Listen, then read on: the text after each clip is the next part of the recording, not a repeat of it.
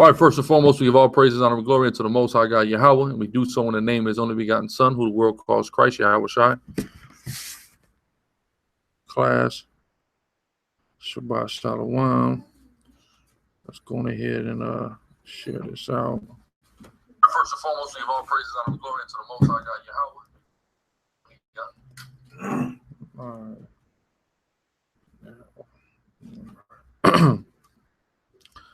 Okay.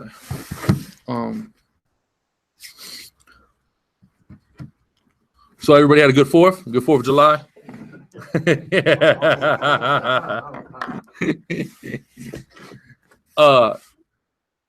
They had a real good 4th of July in North Korea. Okay, who knows what happened in North Korea on the 4th of July? They let off ICBM missiles to let America know, yeah, fireworks, all right, we got some fireworks for you, okay? Which is, of course, you know, we're stepping real close into judgments on this place for all that is done against the people of the Lord. Give me, matter of fact, I want to say it's in Revelations. We was just reading that. I want to say Revelations 14, when it's dealing with the judgment on the whore, and the reason why is because of what was done to us. Matter of fact, let me see.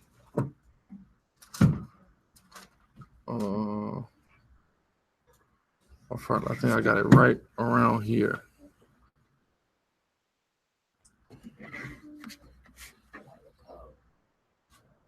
No, off top, I don't have it. I want to say it's in Revelations like 14 though, but it's dealing with that. That's why this place is getting ready to get judged, because of the rape, robbery, murder, and enslavement of Black, Hispanic, and Native Indian that's taking place here. So of course the North Koreans as well as the Russians and certain others are gonna, you know, they're gonna do that. You got it? Are you looking for it? I'm looking for it. Salakia. If not with that, let's give me also somebody hold Ezekiel. Actually, let's not, don't hold Ezekiel, hold Revelations. I want to say it's about 20. What's that talking about, Gog and Magog? That's Revelations 20, I believe. Let me see what you got. 20 and 8.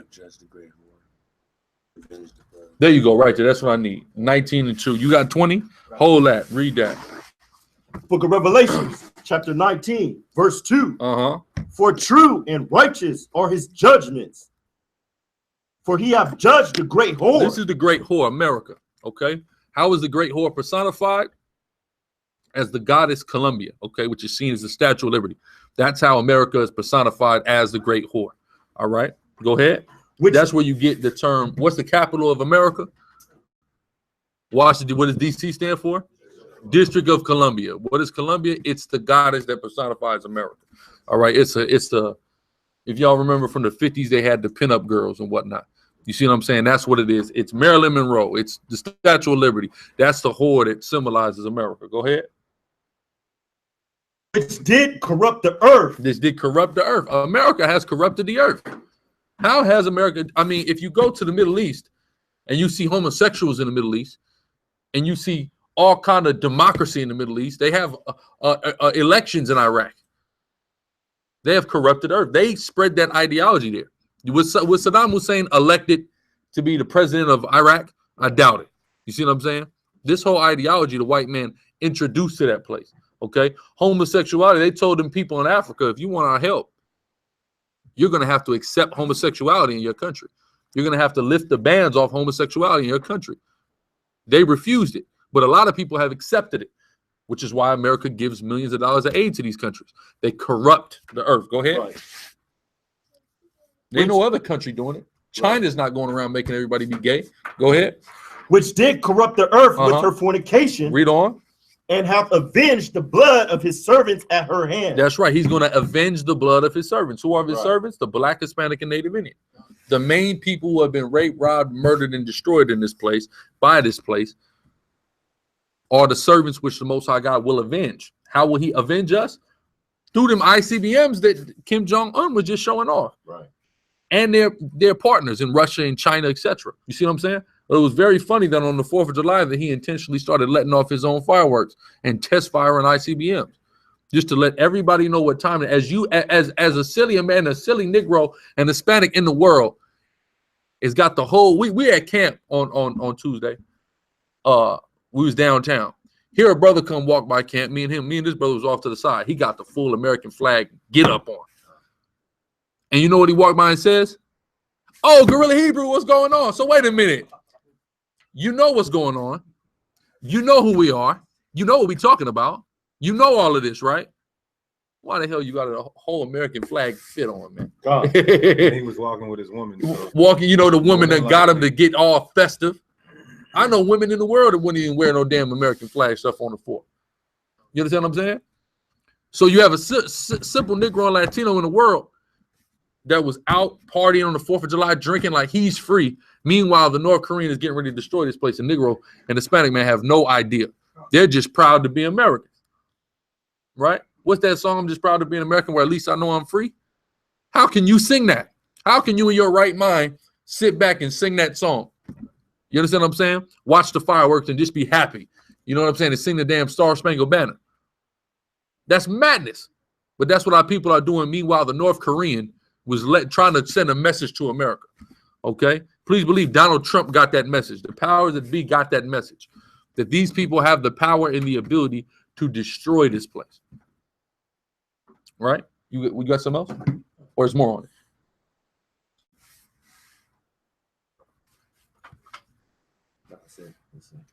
Come on, give me that. What you got? What is that? Revelations 20? Go ahead. Revelation chapter 20, start at 7. And when the 1,000 years were expired, Satan shall be loosed out of his prison. What are the 1,000 years? Who knows? Dark ages. This 1,000 years is talking about the dark ages. When that 1,000 years is fulfilled, read it again from the top. It says, and when the 1,000 years are expired. This is the what verse you at? 7. Start. What? Let me see. Let me take a look. I'm gonna tell you where to start. It's 20, right? Revelation 20. Yeah. When you, I might want you to just take it from the top. There you go. Start at the top. There we go. Book of Revelation 20 and 1. And I saw an angel come down from heaven. Read. Having the key of the bottomless What's pit. the bottomless pit? It says, and a great chain in his hand. And he laid hold on the dragon. He laid hold on the dragon. Who's the dragon? Get particular on me. Not Putin. Get particular. The what? The Roman. The Roman Empire. That's the dragon that was reigning when this angel came. That's the dragon. That Roman Empire had this great power, right? So here come an angel with a lock and key. Go ahead. That old serpent, which is the devil, and Satan. And Satan is dealing with Satan. They're Satan's chosen people in the earth, right? Go ahead. And bound him 1,000 years. And bound him, subdued him for 1,000 years. That's, as brothers have previously answered, the Dark Ages, when black men stepped into power in Europe and ran Europe. You know, I was just telling there was this woman I know, a so-called black woman. She was out in Spain. She was out in Spain, so she's going around Spain and she's admiring all the great architecture in Spain. And she made she posted a video of a certain palace, right? And she says, "I love Spanish architecture." And I had to cry. I said, "That's not Spanish architecture. A black man made that building. That was Moorish architecture." If everybody phones on mute, please. That was Moorish architecture. You understand what I'm saying? A black man designed that building. What you're admiring, all the marvels of the world, your people made and created. Right. You understand what I'm saying? We was up in there in Europe for a long time doing a lot of things. All those great buildings you see in Russia. A lot of people don't know Russia was the last place where you had black rulership in Europe. It was Russia. Nobody knows that. You understand what I'm saying? That's why in Russia, when you go to churches in Russia, it's still black people on the walls in Russia. You see what I'm saying? It ain't Caesar Borgia is not there in a lot of them churches in Russia. It's a black guy. That's who they call Christ, who they call God, who they call Mary. Are black people to this day in Russia, because that was the last place we got taken out of power. So they haven't had the time to do that renaissance like they did in Western Europe. Go ahead. Verse 3. And cast him into the bottomless pit. Cast him into Europe, at the bottom of Europe. Were there still white people in Europe? Yes, there was. But they were the same way you are in America, the white man was in Europe. You see what I'm saying? At the bottom. Meanwhile, the black man was at the top. Read on. and shut him up, and set a seal upon him, that he should deceive the nations no more, till the 1,000 years should be fulfilled. So his power left. All right. He didn't have power anymore in the earth for 1,000 years. The only people who had power in the earth during that time was us. During that time, the black man ruled out of Europe, the black man ruled in Africa, and the Hispanic and Native Indian man ruled in America. All right. And we didn't have to worry about nobody doing nothing to us at all. Right. Read on. But we were being wicked as hell during that time, which is why we lost that power. Go ahead. And after that, he must be loosed a little season. He must be loosed according to the prophecy and the purpose of God. The dragon, the white man from the Roman Empire, was to be loosed for a little season. Go ahead. And I saw thrones. Who knows what year this is talking about? What is that little season? When did it start? Who knows?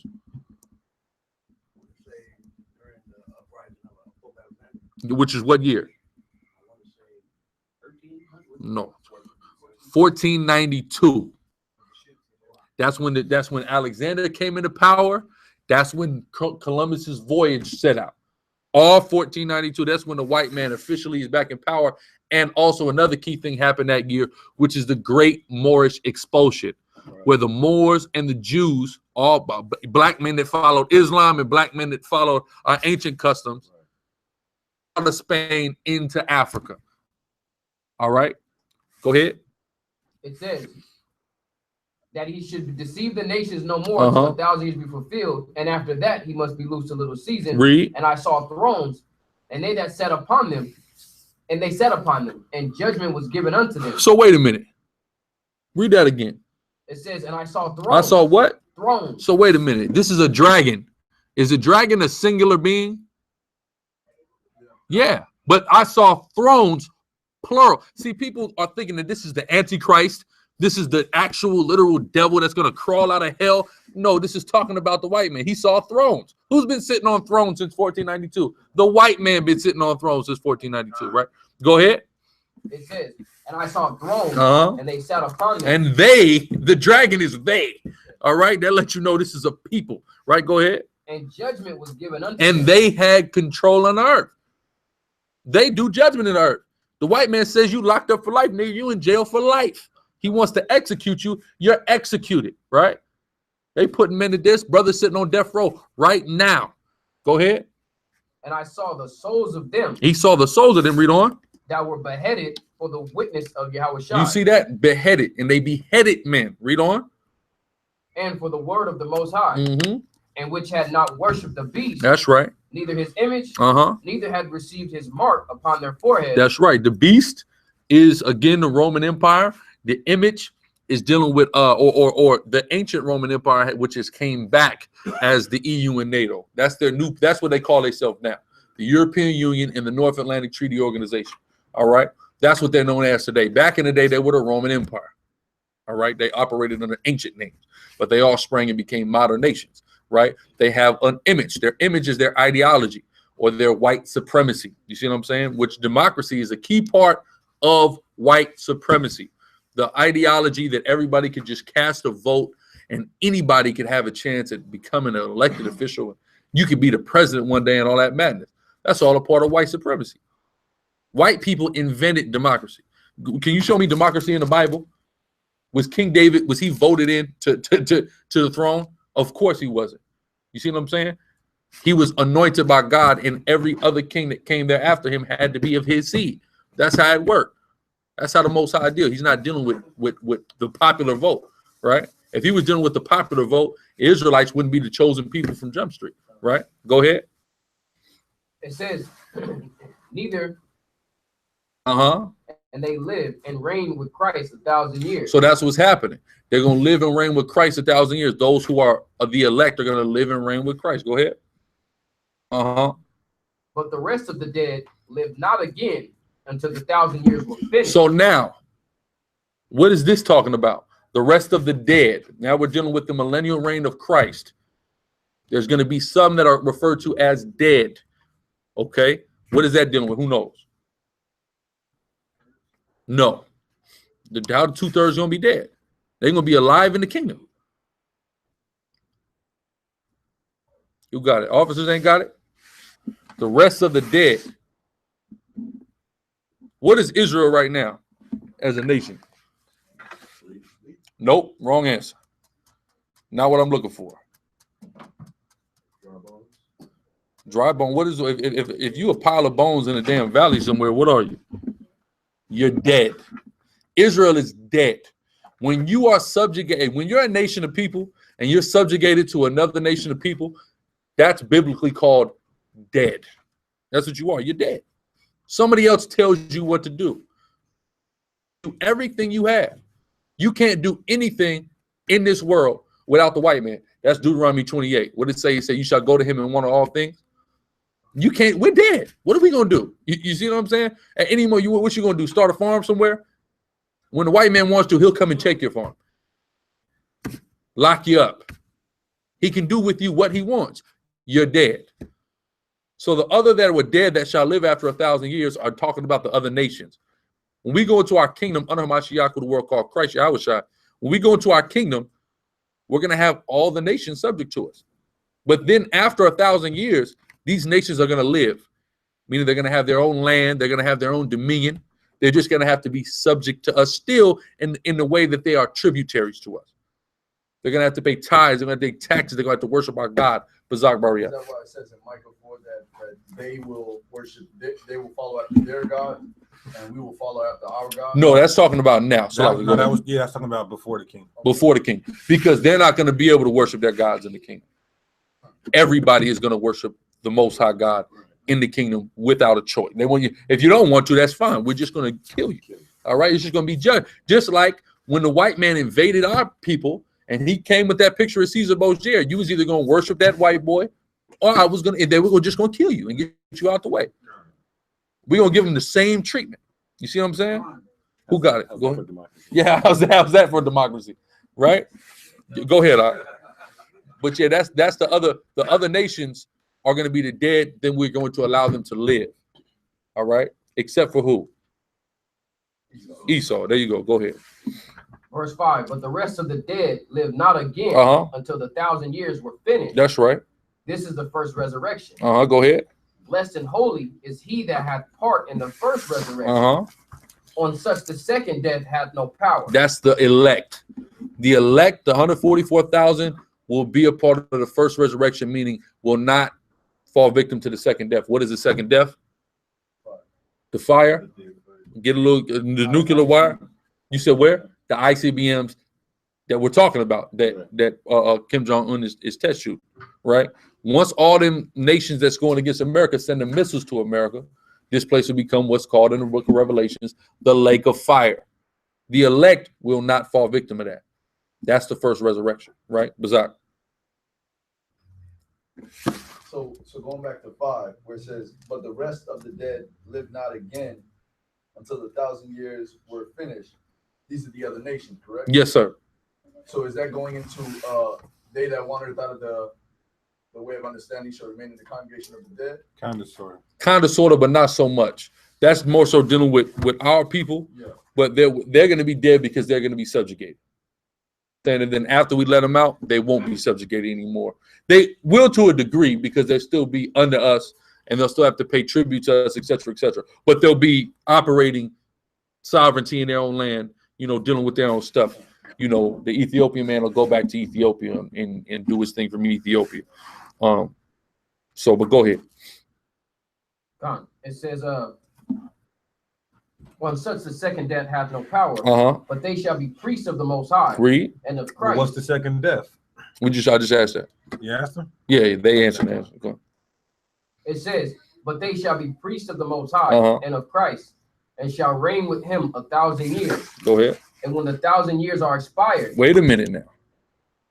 When the 1,000 years are expired, the Christian church will tell you that that there's going to be a rapture. People are going to be saved. Satan's going to be 1,000 years, and then he's going to come back after the rapture. But the scriptures are very clear on the fact that when Christ's kingdom comes in, it's going to be an uninterrupted reign for eternity. So where's this great Satan rebellion? Well, you have to pay attention to context in the Bible. If anybody got contextual markers in their Bible, when you look into this chapter, verse 7, the context changed. Because if you notice from 20, the first verse to the 6th verse, it jumped in there. It took you one place, then it took you somewhere else. It's talking about the dead, the living. You see what I'm saying? This is how Revelations works. Right. Now it's jumping back to elaborate on what's going to happen after Satan is loose. Right? You had something? No. All right, go ahead. Satan shall be loosed out of his prison. Right here, verse 7. In my sword, it tells you, verse 7, it's a new context. Right? Go ahead. So it's not continuing what's going on. All right, go ahead. Verse 7. And when the 1,000 years are expired, Satan shall be loosed out of his prison. Read on. And shall go out to deceive the nations, which are in the four quarters of the earth. Read on. It says Gog and Magog to gather them together to battle. Gog and Magog. Who is Gog and Magog? Russia. Who is Russia in bed with? China, North Korea, Iran, Pakistan, India, Brazil. Right? The BRIC. The four carpenters now. You see what I'm saying? All of these nations is coming together, but North Korea is one of them. And North Korea has been, especially since Trump's inauguration, has been very vocal to destroy America with thermonuclear missiles. You see what I'm saying? Of course not, right? Go ahead. It says, the number of whom is as the sand of the sea. Why is their army so big? They got a big army. But who also has a big army? All those other countries I named. China, North Korea. Those are the biggest armies in the world, is China and North Korea. So it's going to be the number of the sand of the sea, because you got the Chinese, the North Koreans, the Iranians, the Russians, the damn Pakis, right? The Brazilian army, all coming together to go against, firstly, America, and then secondly, the chosen of God. Go ahead. Verse 9. And they went up on the breadth of the earth and compassed the camp of the saints about. So I mean, they're going to come against who the world calls Christ and his saints and his elect, right? Go ahead. It says, in the beloved city, and fire came down from the Most High out of heaven. Yahushua out of them chariots brings fire. Go ahead. And devoured them. And devoured them. Now read the next verse. Verse 10. Now y'all know the answer to this, y'all, because y'all jumped the gun and said it earlier. Read this. It says, and the devil that deceived them. Who is the devil that deceived them? No. Who is the devil that deceived them? Come on, we just went over. Y'all had it earlier a second ago. Not Esau. You said what? Not Alexander the Great. Alexander the Great. No. He said Alexander the Great. Come on, Doc. Who is the devil though? Who is the devil that deceived? Vladimir Putin, or whoever is the Prince of Meshach at that time. We would hope it's Vladimir Putin, and we don't have to see a whole nother guy raise up. Right. You know what I mean? But whoever the Prince of Meshach is, that's going back to Ezekiel 30. You got to read this and Ezekiel 38, because they're the same prophecy. You see what I'm saying? So we'll talk about the chief prince of Meshach. That's the devil that went to deceive them. Right? Go ahead. And the devil that deceived them was cast into the lake of fire and brimstone. The fire, and he made the lake of fire. And he's going to be put in it. That's why it says that Esau eating his own tail. His own devices are going to come against him. You see what I'm saying? Go ahead. He's the Leviathan, right? Go ahead. Finish that. Where the beast and the false prophet Where the beast, that's his enemy. You have people out there teaching that Russia is a part of the beast. But it just told you here that Russia, the leaders of Russia, are going to be taken to where the beast is. The beast is not, Russia's not a part of the beast. Right. Russia is adverse to the beast. Right? Because the Western white man and the quote unquote Eastern white man always have had problems with each other. What's the white man's favorite thing to do? Who knows? Kill other white people. That's the goal here. They've been knocking us off, but they're really just practicing to where they can kill other white people. Because they're hunters. They want to, the goal is where they can hunt each other. All right. We're a plain man dwelling in tents. You understand what I'm saying? It was easy to hunt us. The white man, another hunter, that's hard. You see what I'm saying? So that's what they really want to do. They're trying to hunt each other. So no, Russia has nothing to do with the beast. Russia is going to destroy the beast and then turn around and be destroyed by who the world calls Christ. Right? Go ahead. After a real hot second. After the hot second, right? Go ahead. And shall be tormented day and night. Well, along with the beast. After he destroys the beast, he's going right down with the beast by his own inventions. Along with Kim Jong-un and all the Chinese leaders, all of them is going to get it, right? Or be carted off into slavery. One or two. Go ahead. Forever and ever. There you go. So that's it on that. What's Officer Yash, you got a point? No, I was going to ask a question. The beloved city, that's Jerusalem. That's Jerusalem, but it's referring to the new Jerusalem coming out of heaven, meaning the elect that's coming out of heaven. That's what it's really talking about, because all that's going to happen pursuant to Joel 3 in the valley of Jehoshaphat. So that's not going to actually happen in Jerusalem, right? But I believe that they got the fake Jerusalem, the white man's Jerusalem, is in the valley of Jehoshaphat, I believe. So, you know, you can make that correlation. Ayashawat. So America is going to be destroyed by nukes. Yes, sir. And most high things going to destroy Russia. Yeah, I was trying to angel going to destroy them.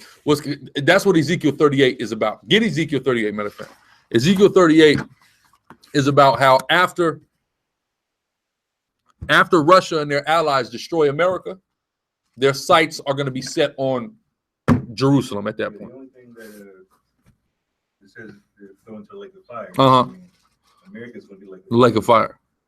You're saying they're going to be destroyed. They're going to be. He's going to be taken. The devil that deceived, which is the prince of Meshach, as it's going to go into right now, is going to be taken to the lake of fire and thrown into the lake of fire. Right. So go ahead, Ezekiel 38. Start from the top. Book of Ezekiel 38:1. Says, and the word of the Lord came unto me, saying, Son of man, set thy face against God, the land of Magog, go ahead, the chief prince of Meshach and Tubal, and prophesy against him, and say, the chief prince of Meshach and Tubal, that's the prime minister of Russia. All right, that's whoever it will be when the prophecy happens. That's who it's talking about. Again, we hope it's Vladimir Putin. Go ahead. And say, thus saith the Lord God, behold, I am against these, O God, the chief prince of Meshach. So that's what we're supposed to declare against the Russians. It's you. Go ahead. And I will turn thee back and put hooks into thy jaws, and will bring thee forth. What does that mean? He's gonna put hooks into his jaws. Gonna bring the Soviet Union back. Gonna bring them back into that mindset of that they had during the USSR day. Yeah. Go ahead. Hatred for the West. Hatred for the West, wanting to destroy it. It doesn't matter, because some people are trying to play it like they getting cool. People talking about Putin and Trump as friends. I don't care if Putin and Trump is friends. God said he's putting a hook in Putin's jaw, and he's gonna drag him. And guess what's gonna happen if Putin don't want to get down with it? Most High gonna kill him and raise a new prince of Meshach up that hates the white man in America. Right? Hates his fellow Edomite, right? Go ahead. It says, and I will bring thee forth thine army, horses and horsemen, all of them clothed with all sorts of armor, even a great company. He's going to bring that whole army forth. Go ahead. It says, even a great company with bucklers and shields, all of them handling swords. Go ahead. Persia. Ethiopia, that's Iran, right? Go ahead. Ethiopia. And Libya with them, all of them with shield and helmet. That's right. Go ahead. Gomer and all his bands. That's Gomer and all his bands is dealing with the other Soviet allies. You see what I'm saying? That now become all these various countries that operate under all these various names. But when you look at the ancient name of that land, it's Gomer. Just like Russia is called Russia now, but its ancient name is Gog and Magog. You see what I'm saying? Go ahead. The house of Togarmah of the north quarter. All this, when you look at the biblical map, you can see all these areas in Europe. Go ahead. And all his bands, and notice it's talking about the land. It keeps naming the land of those places. It's not naming the people of those places. Why? Because the people of those places no longer live in those places. Somebody new lives there, but the people who live there are the people who are going to go to this war. Right? Go ahead. And many people with thee. Be thou prepared, and prepare for thyself, thou and all thy company. That's right. Go ahead. That are assembled unto thee, and be thou a guard unto them. And be thou a guard. This is why Syria can flex his muscle. This is why Iran can flex his muscle, because they have Russia there as that big brother that's going to make sure nobody's going to touch them or do anything to them. They tried to do it in Libya. They just didn't do it well enough. All right. But notice they ain't did in Syria what they did in Libya. They didn't go into Syria and kill Assad. Who rules Syria right now? It's I don't know if that's Iran I'm thinking about or that's Syria. I believe it's Syria that got the Assad regime that's up in there, right? They didn't just go up into Syria and execute the Assad and drag him around like they did Muammar Gaddafi. They're not getting ready to do that, right? Go ahead. It says they're not gonna go up in there and get like they did Saddam and hang him. Right? They can't do that now because of where Russia's at. Go ahead. It says, be thou prepared and prepare for thyself thou and all thy company that are assembled unto thee, and be thou a guard unto them. That's right. After many days thou shalt be visited, and in the latter years thou shalt. So this is that last day prophecy. The prophet Ezekiel is giving his prophecy during the time of ancient Babylon, but he's saying in them latter days, in them last times, this is gonna happen. Go ahead. In the latter years thou shalt come into the land that is brought back. The land that's brought back from the sword.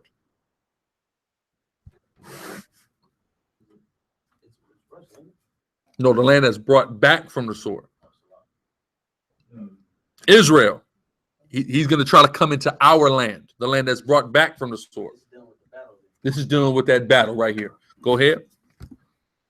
Of many people. What does that mean? That's gathered out of many people. The chariots pick up the Israelites that are chosen from all over the world and bring us back to our land. And that's who Russia's going to come against after they destroy America. Go ahead. Against the mountains of Israel, which have been always waste. Which have been always waste. Have the mountains of Israel been always waste, or have the people of Israel been always waste? But it's calling us the mountains of Israel. It says the land that was brought back from the sword. No, it's really talking about the people that were brought back from the sword. Go ahead. But it is brought forth out of the nations, and they shall. How you gonna bring a city out of the nations? He bringing us as a people out of the nations. Go ahead. And they shall dwell safely, all of them. Thou shalt ascend and come like a storm. They're gonna come down with like a storm with this great multitude of troops against us. Read on. Thou shalt be like a cloud to cover the land. Thou and all thy band. Read. And many people with thee. Thus saith the Lord God, it shall also come to pass that at the same time things shall come into thy mind. Things are going to come into the mind. To Meshach, or the leader of Russia, is going to be, because Russia is going to be leading this charge. Things are going to come into his mind. Read on. And thou shalt think an evil thought. And thou shalt think an evil thought. This is what's going to drive them to try to come to war against us. They're going to think an evil thought. Read on. Thou shalt say, I will go up to the land of unwalled villages. That's the evil thought they're going to think. I shall go into the land of unwalled villages. Villages. Israel. Why is Israel the land of unwalled villages? No. You got it? Israel is the land of unwalled villages because there is going to be a destruction that takes place in Israel. You think America is going to be hit with all its bombs and its little best friend, Israel, is not going to get hit with missiles? Israel is also going to be hit with missiles. What's the difference? It's not going to, why isn't it going to be a lake of fire? You said what? It's not going to be, why isn't it going to be nuclear missiles? We do, but why aren't these other nations going to hit Israel with nuclear missiles? Well, this is after we're taking back this, so people at the end fire all day. You said what? They gonna fire all day ICBMs off? Not, no. Russia's gonna try to take it over, so but they're not going to think that thought until afterwards, until after they know we're back there. The reason is because Syria and Iran are far too close to Israel to hit it with an ICBM without them feeling the blowback of it. So they're going to hit it with Scud missiles, because that's how literally Golan Heights. When you read in the Bible, you can read about Golan in the Bible. That's one of our cities. That city now belongs to Syria. That tells you how close Israel is to Syria. So they're not going to utterly destroy Israel and turn it into a lake of fire because they're not going to use the ICBMs because they're so close. They're going to hit it with Scud missiles. They're going to knock the walls down. Those FOAD missiles, right? So they're going to knock the walls down. So Israel is going to be leveled. And that's why it's going to be the land of unwalled villages. It's going to get leveled. All that filthiness that the white man has in our land right now is going to be blown away. And we're going to have the heathen come and rebuild us a kingdom from the ground up. Right? So go ahead.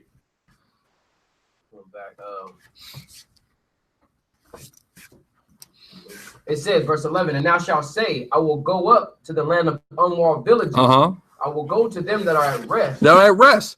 The Black, Hispanic, and Native Indian finally get some damn rest.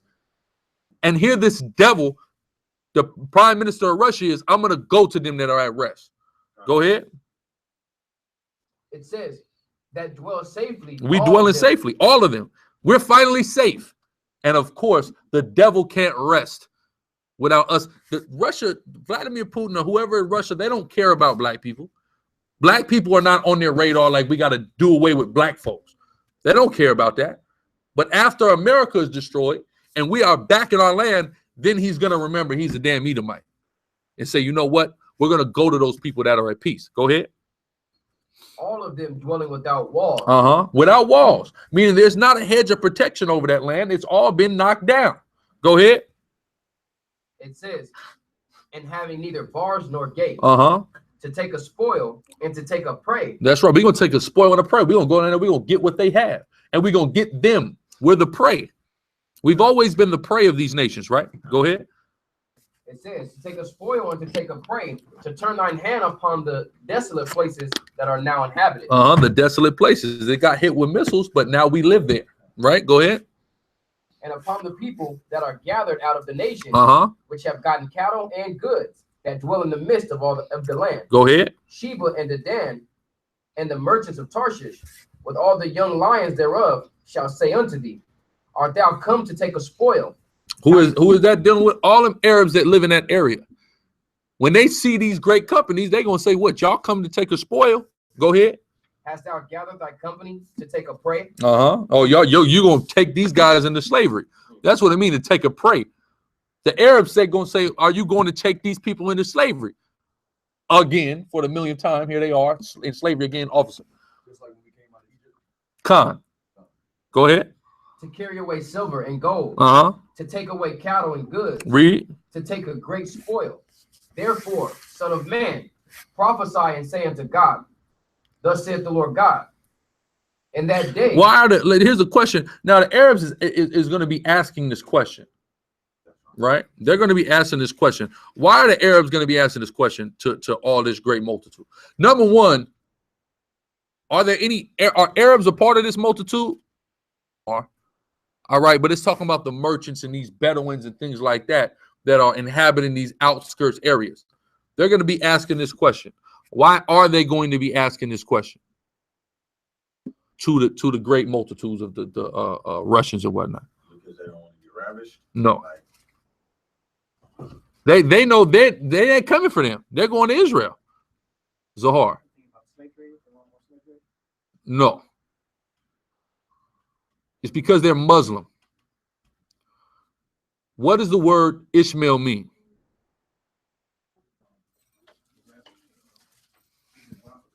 He is a wild man, but his name ain't got nothing to do with being a wild man. Brothers got to know they Hebrew, man. You know your Hebrew, you know.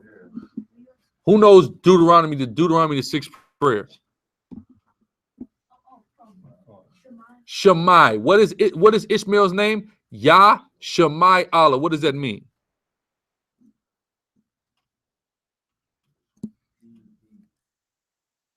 He hears who? He hears God. He's heard of God. That's what his name means. Islam knows a little something about some of these prophecies in the Bible. They know a little something about these laws in the Bible. So here these Muslims, these Ishmaelites who are Muslims, going to see this great cut because they have this same prophecy in the Quran. They bootlegged it out. They know this prophecy. So they're going to say, oh, y'all coming, y'all think y'all going to come down here and do something to the children of Israel. At this point, the Muslim is converted. He's seen what happened. He knows what happened. All right. He knows what's going on. He's well aware. He gets it. The one that really believes in Islam, that is. Right? But go ahead. Going back, verse 14. Therefore, son of man, prophesy and say unto God, thus saith the Lord God, in that day when my people of Israel dwelleth safely, thou shalt not know it. Thou shalt not know it. He's not going to realize how safely we truly are dwelling. He's not going to realize that this, who people regard as a mythical being, who the world calls Christ Yahushua, is going to be right there. There's going to be a host of angels present. All right? That no army could ever go against. Read on. Verse 15. And thou shalt come from thy place out of the north part. You're going to come out of Russia. Go ahead. Ain't Russia the north part? Ain't nothing further north than damn Russia, right? Go ahead. Thou and many people with thee. Thou and all your allies. Go ahead. all of them riding upon horses, a great company, and a mighty army. Read. And thou shalt come up against my people of Israel as a cloud to cover the land. Go ahead. It shall be in the latter days, and I will bring thee against my land, that the heathen may know me. So the whole reason for this is for what? So the heathen may know me. So everybody understands who Yahweh is in the earth. And this is how Yahweh Shai, who the world calls Christ, begins his kingdom. Through number one, America is the biggest bully on the block.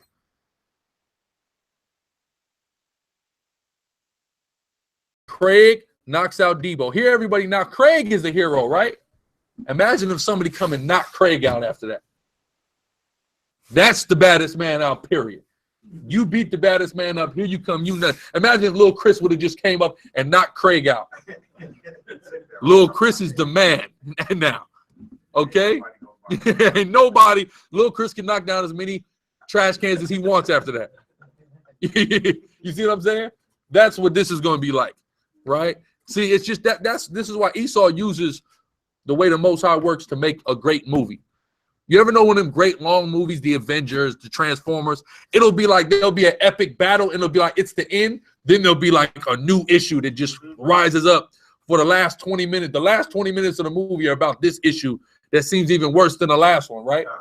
He gets it from the Bible. He gets it right here from Ezekiel 38. So the great bully gets destroyed, which is America. But then Russia becomes a new bully on the block. Russia, at first, it's like he's the hero, but he's really just trying to become the new bully, right? So then the bully really going to get knocked out by Yahweh Shai. All right? Point blank, period. That was it on that? Nah. Go ahead. And I will bring thee against my land, that the heathen may know me when I shall be sanctified in thee, O God, before their eyes. That's right. Before the whole world's eyes and all the armies of the world, everybody going to see the Most High's judgment by his son. And everybody's going to get an understanding of who God is and who God's people is and what God's purpose is. And then that's the kingdom. Now the kingdom begins. After people saw America and the Russian army, not Russia itself, but the Russian army get destroyed. Thorough understanding at that point. Officer. Oh, you good, Con? That's it on that? All right. Let's move on. Go. Who got my Facebook?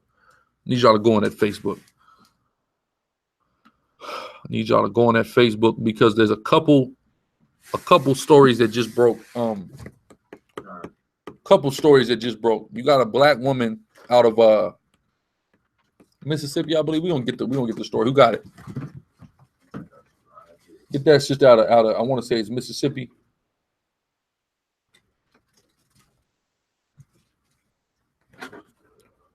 I need that ASAP.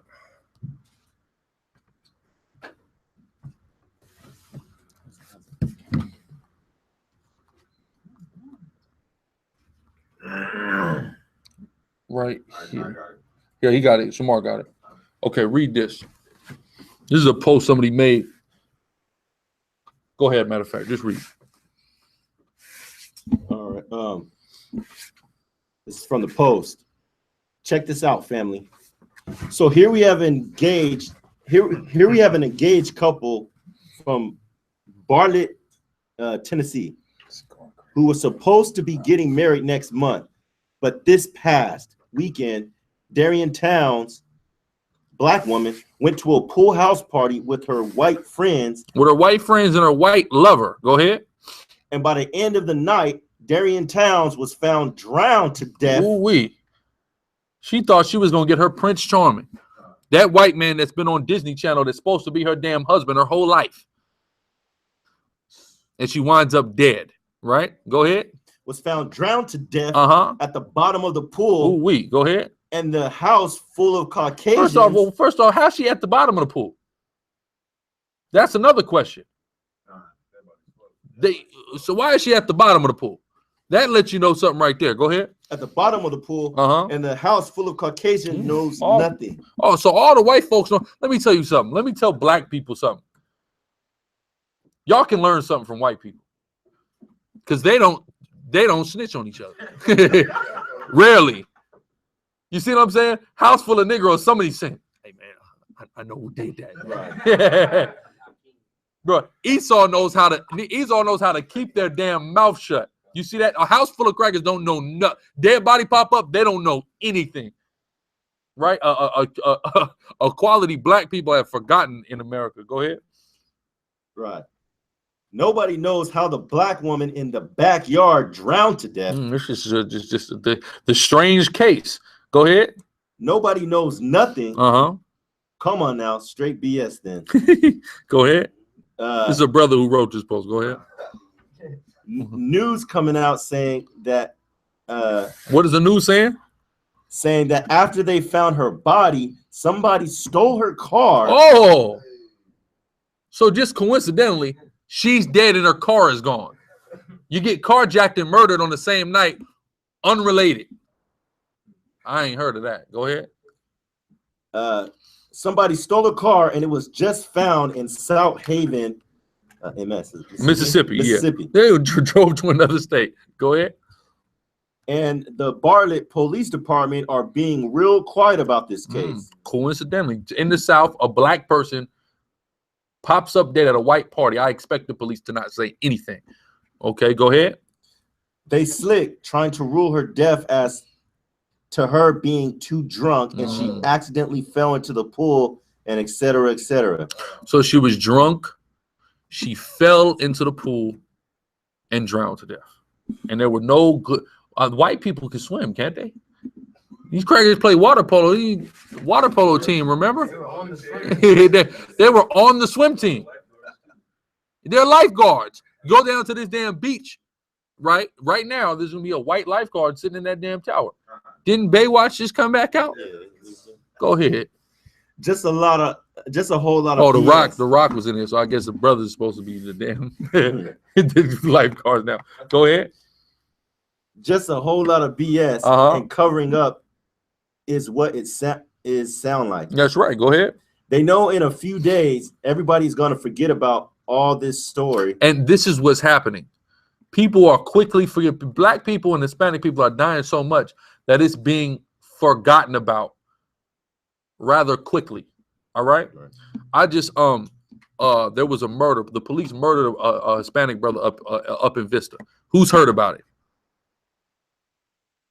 Only a couple of y'all. See that? Not even half the room heard. How'd you hear?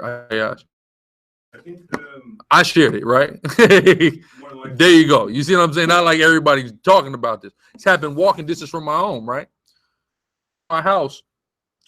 We drove by there earlier because I had the chance to get by there. So I said, let me see if there's like a candlelight visual or something going on. It's nothing. Everybody in Vista acting like it ain't happened. I saw they're gonna have events Saturday and Sunday at 10 in the morning. Best of luck getting a bunch of all this Vista homeboys, homies, to pop up at 10 in the morning for some type of protest. After the Friday night. After a Friday night kickback. That's not gonna happen. You see that? He's gonna be forgotten about quickly. Okay. The police are saying you said that the police are saying that he assaulted one of the officers?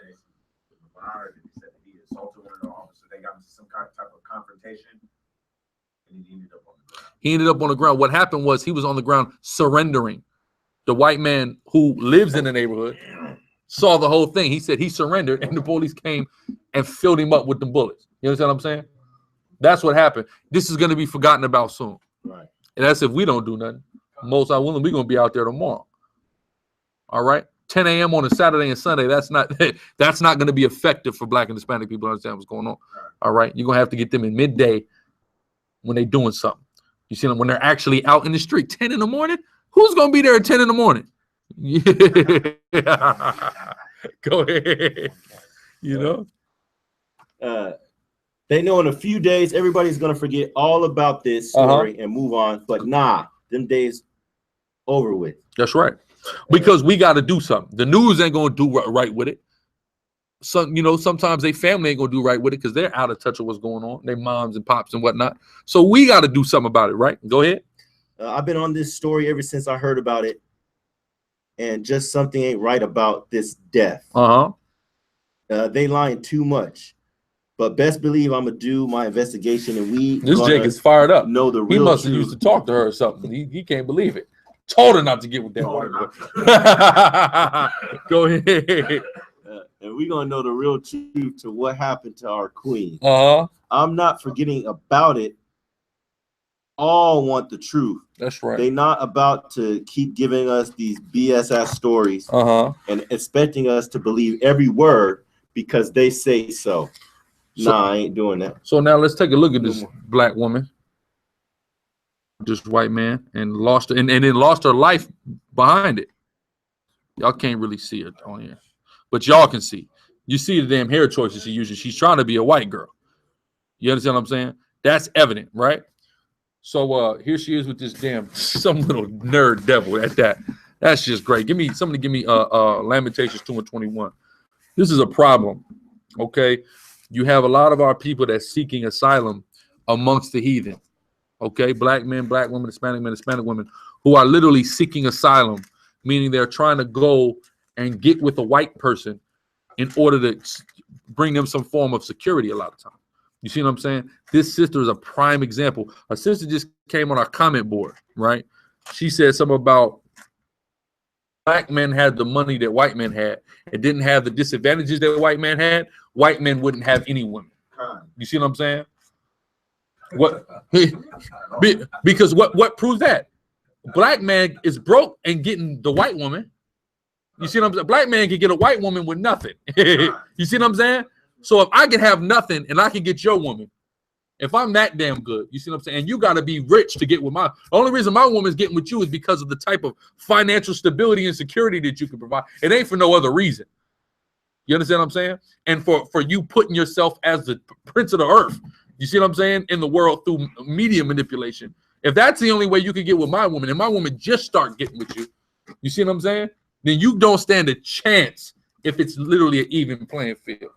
You know what I'm saying? It's just not gonna happen, right? So give me Ezra 9:14, because this what Lamentations 2:21. Salakia, I'm jumping the gun. Go ahead. Lamentations 2:21, because this is important. Go ahead. You got it? Yeah, Lamentations 2:21. The young and the old lie on the ground in the streets. Read. My virgins and my young men. My virgins and my young men. Is the black man getting murdered by the police? Hispanic man and the damn other? Yes, we are. Young men, but it also says the virgins. Our sisters are not virgin, don't mean a virgin. Like you thinking me, just mean a young woman.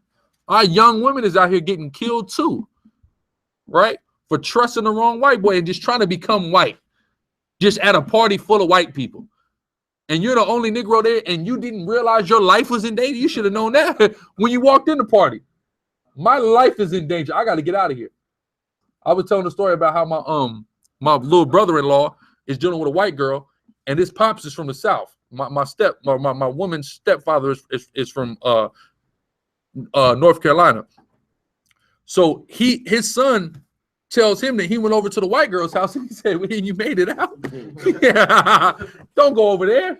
You tell her to come over here, man. It's not safe for you over there, right? Go ahead. It's not safe for her. It's not right. The God. This party was on 4th of July. I don't know. Saying right here on it was the news article that she was at a 4th of July. Oh, the 4th of July party, and she turns up there celebrating the America's independence. She quickly found out she's not independent. Yeah. All right, she quickly found that out. Finish that or read it from the top again for me, please.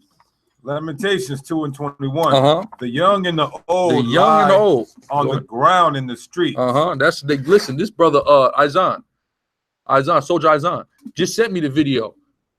One of his friends got killed. What was that? That was this week? That was last week.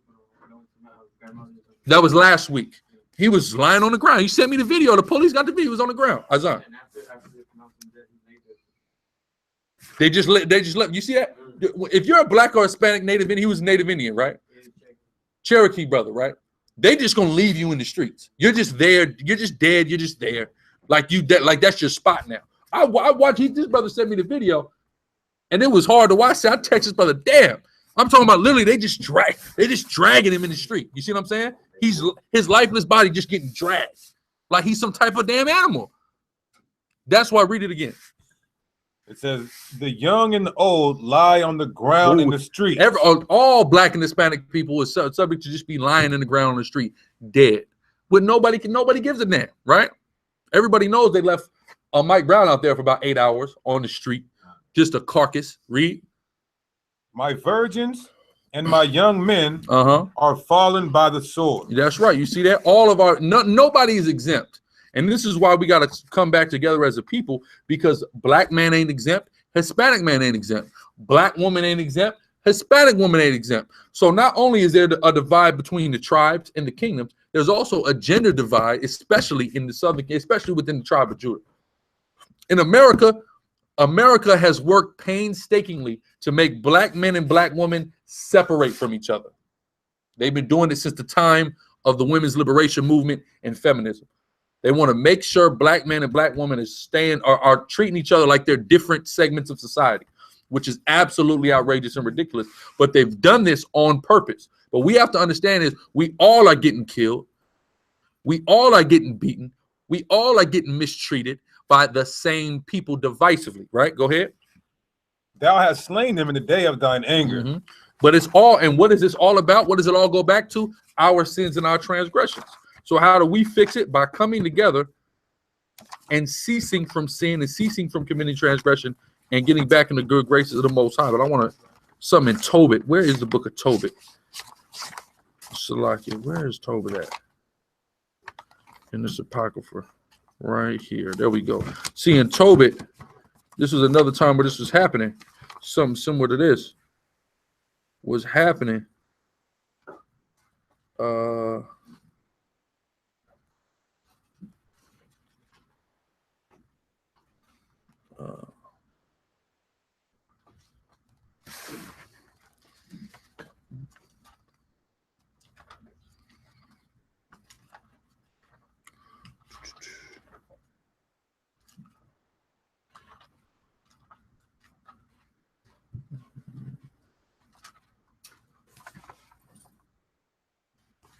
Okay, I think it's right here. Okay, yeah, get Tobit 1 and start at 16 and read to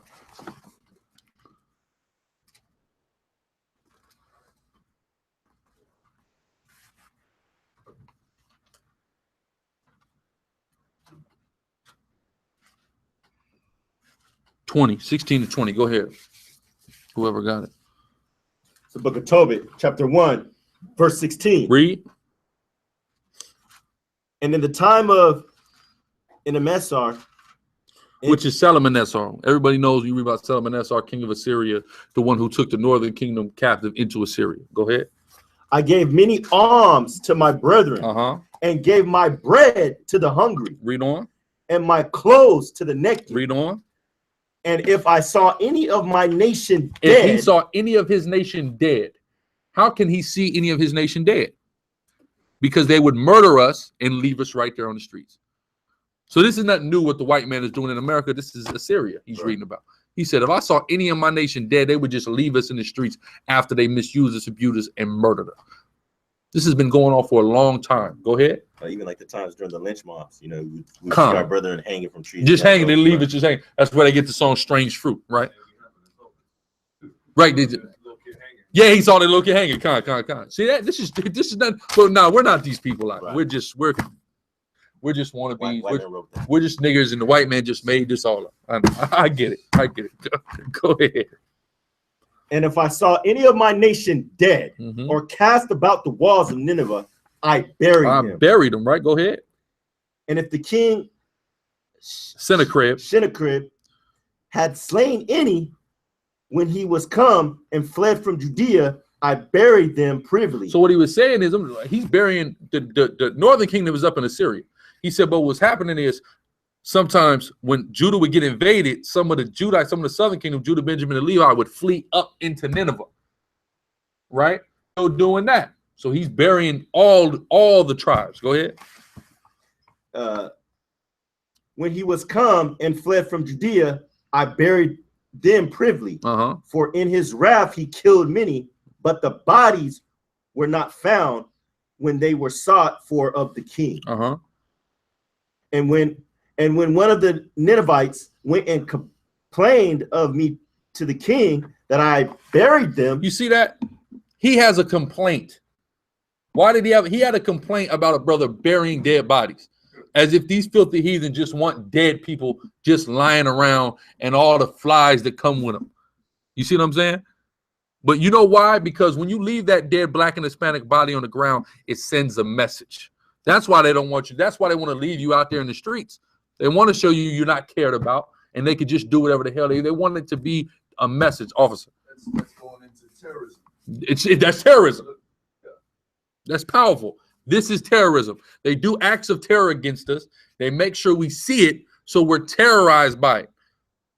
That's why these people, so many of our people are suffering from PTSD worse than children in Iraq that have seen IEDs and have seen AK-47 fire RPGs being deployed, all kind of military intervention. They've seen it their whole lives. Your child has seen worse. Go ahead.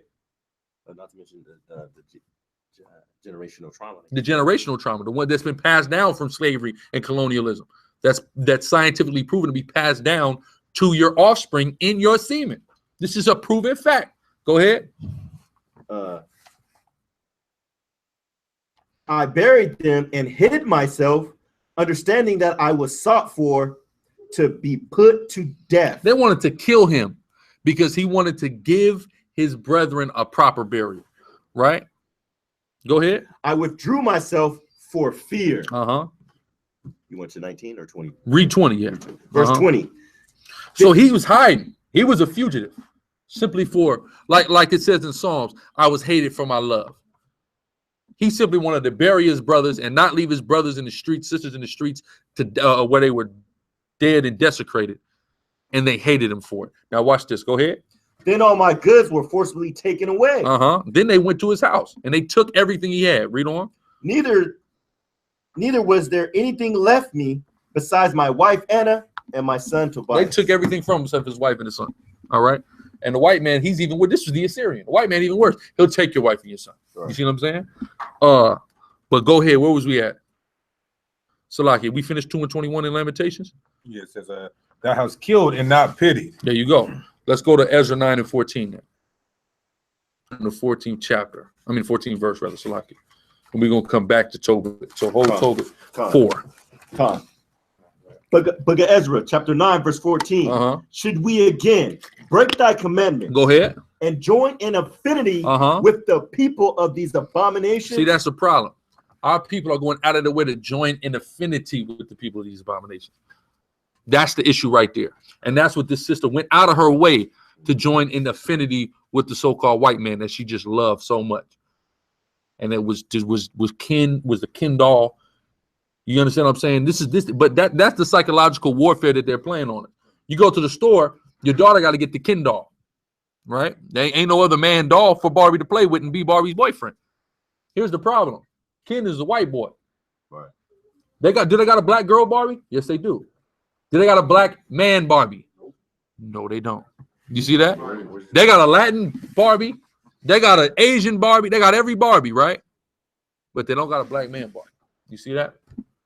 So it's okay. We'll make all the girls so all the girls will feel included, but they see that their mate is a white man. You see that?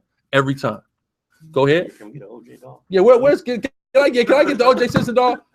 I really want an OJ Simpson doll. With the glove that don't fit. That's a strong doll. All right, we got to get on that OJ Simpson action figure. Go ahead. Wouldst not thou be angry with us? The Most High is angry that these sisters are running and getting with Esau. Go ahead. Till thou hast consumed us, so that there should be no remnant. You see that? And that sister got consumed for her illicit love for the white man. Right. Get a matter of fact, Genesis 34 and 14 before we go back to Tobit. Everybody knows what Levi and Simeon did, right? What did Levi and Simeon do? They slaughtered them Hamites in anger. Why were they angry? Let's find out. This is what pissed Levi and Simeon off back in the time of Genesis. Go ahead. 4 and 14? 34 and 14. Select. That's right. Hey, nor do them Haitians. Yeah. Trapped them. Boom. Killed them. You see what I'm saying? Did them cold. All right. In a cold way. Jacob ain't like that. Go ahead. Con. Book of Genesis, chapter 34, verse 14. And they said unto them, read on. We cannot do this He thing. said, we can't do it. We can't do it. What is this that he can't do? What is he so upset about? He can't see his sister get with another nation. This is what he's upset about, right? Go ahead. To give our sister to one that is uncircumcised. He said, this is just madness. She gonna marry. Levi and Simeon didn't like this idea, right? So go ahead, finish that. You got something, officer? I'm saying Jake is just like that. Period, right? Hey, that's my sister, dog. Like, go ahead. For that, we're a reproach unto us. That's what this is the big thing for him. That's a reproach to us. It's a reproach to any nation when your woman gets with another woman. I mean, another man from another nation. That's a reproach to you. It's a slap in the face, which is why Esau makes sure when he goes into some place, he just rape everything. You see what I'm saying? He's doing that as a reproach to you. Izan. When you go to family parties and your cousin walks in with some other dude. You're like, oh, everybody's like, what the hell? You brought him here? Especially in the north. Yeah, the Northern Kingdom is huge on that, man. Your cousin got with this guy from El Salvador. Brought this El Salvadorian nigga to the party, man. Get him out of here. You know what I'm saying? You know what I'm saying? Now it's a problem. You see what I'm saying? Amongst the tribes, and then when Esau come around, it's deaf. Then it's just everybody just it's really an elephant in the room when Esau comes somewhere. You see what I'm saying? That's like, what are you doing, man? Why you had to bring her here? Why you had to bring him here? Don't let it be a man. That's even worse when it's a man. You mean to tell me you brought a white man here? Didn't they show down Ron Burgundy too? Ron Burgundy, they made the sequel, and Ron Burgundy was dealing with Megan Good, and they went to the family, and the family ended up beating him down or something like that. Right? They said a family beat him down in that damn movie, which is great. But as we can see, right? So our people need to be admonished to that, you know. Go ahead. No, all I need was 14. Go to Tobit. It's a reproach to us. You see what I'm saying? When our women deal with other men, it's a walking reproach. So when you see, and that's why, like, 4th of July, her sister was walking down the street with a white man. She stops at the corner, looks at us, crosses the street, which has happened a million times. Why? Because she knows it's a reproach. Nah, nigga, you know you're wrong. And she knows she's wrong. She did I'm wrong, man. She knows she did. You did daddy wrong. She knows she's wrong. So she gets across the street. It's happened a million times. Yeah, we seen another one. They were holding hands when they seen us separated. They came back together down the street. Yeah. They said like, oh no, we can't be together in front of these niggas. All right, these niggas. They're on some black power shit over there. We can't deal with that. They just know. They don't know what we're talking about. Bunch of black men together, she say. Nah, we got to go over there. These niggas might beat us down. Yeah. Going off. Yeah. Go ahead. You want to go back to Tobit? Tobit 4:12-13. Con.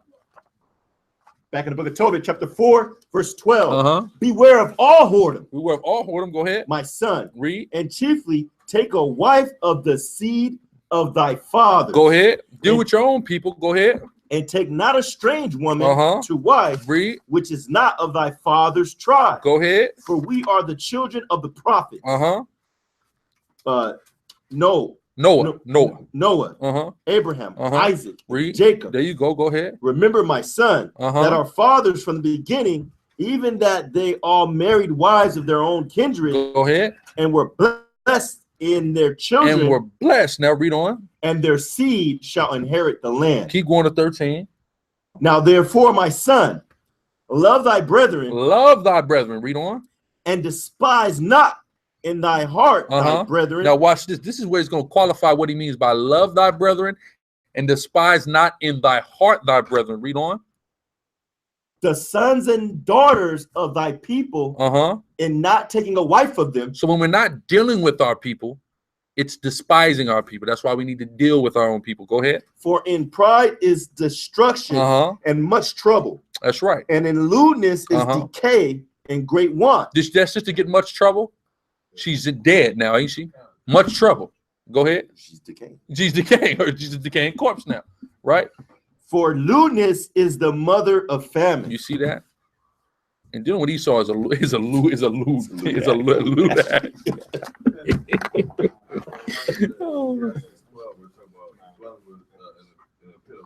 Yeah, in the pit of vipers, exactly. You in the pit of vipers. You're going to get bit.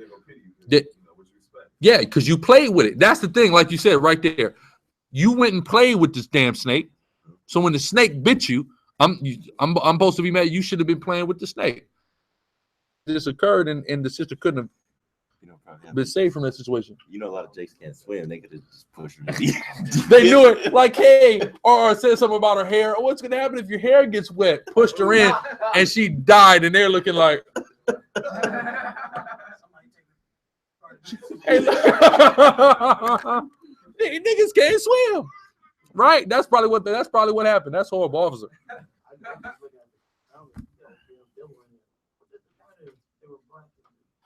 What's his name? What's his name? She's dead. Stomp him, Deacon, stomp him out. That's horrible. It's in our chat, or that's on the comments on the thing. Oh no, it's on the okay. Which makes sense, right? Of course they would say that, right? But wait a minute. She's the only black person. She's dead, and nobody knows anything. That's why it matters. Ayasha, why? These are people who, when have they ever told the truth? They told you that they discovered America. That's the whole point. They messed around, like this brother probably said. They probably was playing around with this girl, mess around and killed this girl, and they know how to keep their damn mouth shut in the white community. Okay, their priests, their Catholic priests have been molesting people since forever, and nobody said anything about it. So they know how to keep a secret. Isaiah. There was a sex party. There was some gay sex party at the Vatican. Y'all ain't hear about that? Listen, and I didn't believe. Listen, it's been so much crazy stuff happening.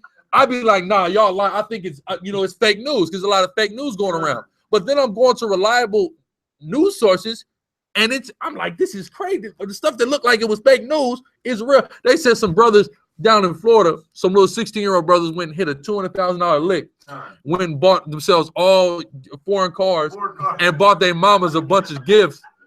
So when the police catch back up to him, they're like, where's the money? Nigga, the money's gone, man. I said, I'm like, bro, this ain't real, man. You can start sending me all the news sources. NBC News is reporting. I said, damn, they really stole $200,000. A soldier for some white man. They robbed one of some white man house, got him for 200 racks, bro. They all brought new, bro. They let 16-year-old boys walk into the dealership and pay cash. I said, there's no way they're letting 16-year-olds walk into the dealership and pay cash. Ishmael. Yeah. As long as you got cash is king right now until that mark come out on a soldier. I didn't think the Vatican stuff. Yeah. That was on Snapchat. I did not know the Vatican. I never looked at the damn Snapchat. Bro, they got a whole. No, the news sources. News sources. All of the current events I'm getting on Snapchat. You're getting on Snapchat in 12 seconds. You're getting the whole rundown. You can find out a lot of information. So the thing is, when you go to your people's story, or your story, swipe to the right. It's gonna the right, the purple section. Yeah. I'll be going there on accident. I'll be getting right out of there. There's a whole scene probably from last time you went on there. It's not like 9 or 10 of them. They got like 30 of them now. There's a whole thing there. That's crazy. But yeah, that's the thing. So our people are using Twitter and their Instagrams and their Facebooks and their Snapchats for folly and vanity, but you could actually be using it for some good as well to find out what's going on. So see where everybody's at. Yeah, you could take it off though. I seen that, but yeah, you could you just like that. That's how they integrated Facebook as well. That's why they put the places in the check-ins. They want you to know where everybody's at all times. Yeah, because they know where you at. So maybe the other people should do that. Do the update for you to know about it now. They always had that feature, but But yeah, so it's unfortunate. But then there was another situation. Who's on my Facebook? You on my Facebook? Another situation that occurred along these same lines in Florida. The murder. There wasn't a murder of a girl, but really to me it was worse than that. Right there. Click on that. I need you to click on that because that right there is pretty crazy. Where can I pop that? Yeah, it's after that. It's after that. Or is it? Yeah, it's after that. Go up. Go the other way. Yeah.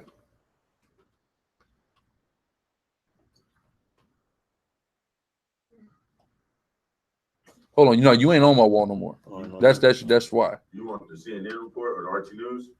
No, I don't want RT. It's a couple. It's a couple on there.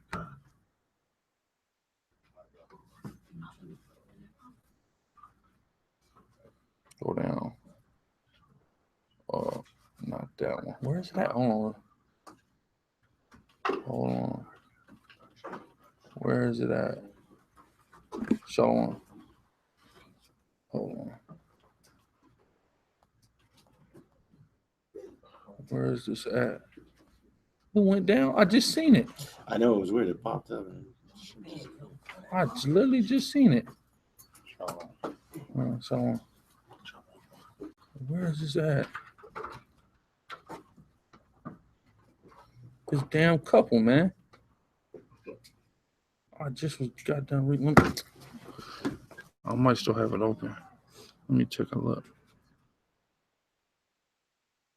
I still got it up right here. Okay, so it says, go ahead and read it. Let me see. Can y'all? This don't focus right. Oh, here we go. This is a great couple. Y'all see this couple? All right. This guy clearly looks like Timothy McVeigh's little brother. So, okay. Go ahead. Crazy. Sisters is losing their damn mind. All right. This is the article titled "Stepfather of emaciated 5-year-old boy found trying to eat cereal scraps from the floor says, not my responsibility." Not my. See, that's the shortened version of his quote. Y'all gonna see his whole quote in a second. Keep going. What did he say? Read that full quote. Where's the full quote? Right here. The quote reads, "I am not his father. I come from a rich and white family." See what he said about that little black child.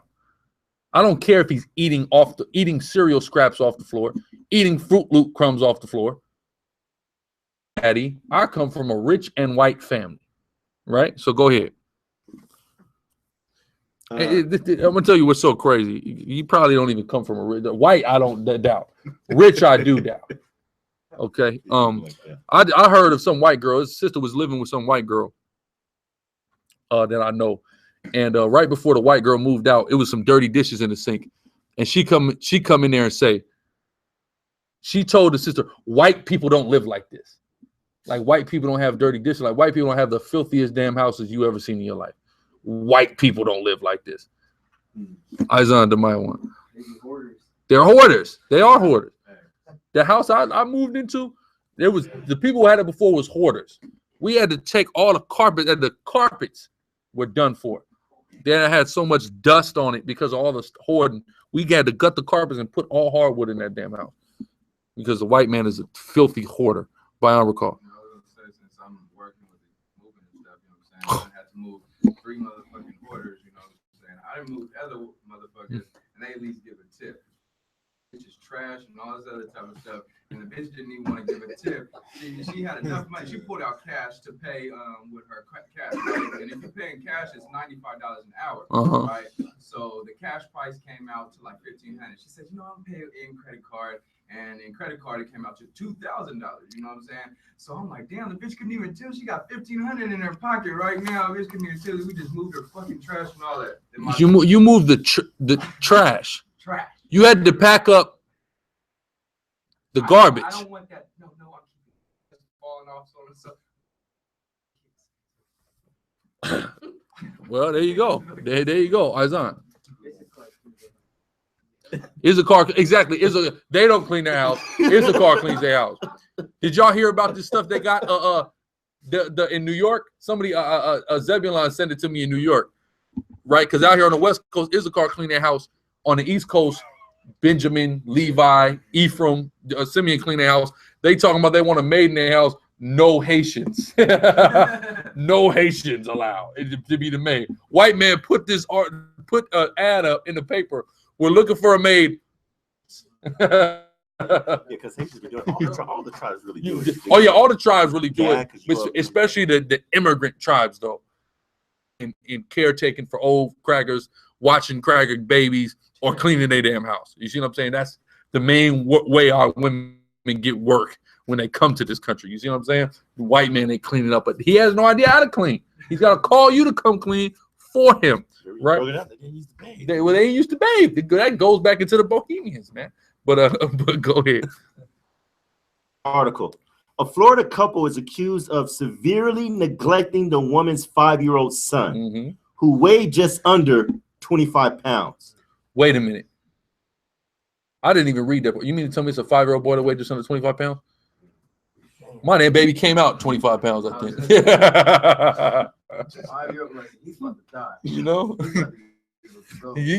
How is he hanging on? Yeah. Boy, black father. Now she's got with the white man. She's treating this boy like filth. She hates the black man. That's why she got with this white man. That's why she's treating this baby like filth. Because she hates the black man. Right? Go ahead. He looks at him and she's his father. Yeah, if you see. And was unable. That's Deuteronomy 28 right there. Right. Go ahead. Get that for me. Deuteronomy 28:54. Go ahead. And was unable to talk or walk. He can't even talk. He can't speak. He can't walk. He's just groveling in filth on the floor, eating crushed Fruit Loops. This is what the baby's doing. Go ahead. On his mother's, and not like the mother's not on his mother's watch. Go ahead. When investigators found him. And then give me that. What's that we just was going into? Shall a woman forget her suckling child? Oh, yeah, that was. Get that for me. Most High in Christ. Go ahead. That's why brothers need to get their seeds, huh, man? Yeah, and that's why brothers need to get their seeds. That's why brothers need to fight and get them kids. You ain't with that woman, get that child from that woman. That woman got going on, right? Okay, a Furious Style showed you that, didn't he? Had to make a man out of him, right? Then his mama wanted him back. Man, that little boy don't need to go to your house. That's a grown man now, right? Go ahead.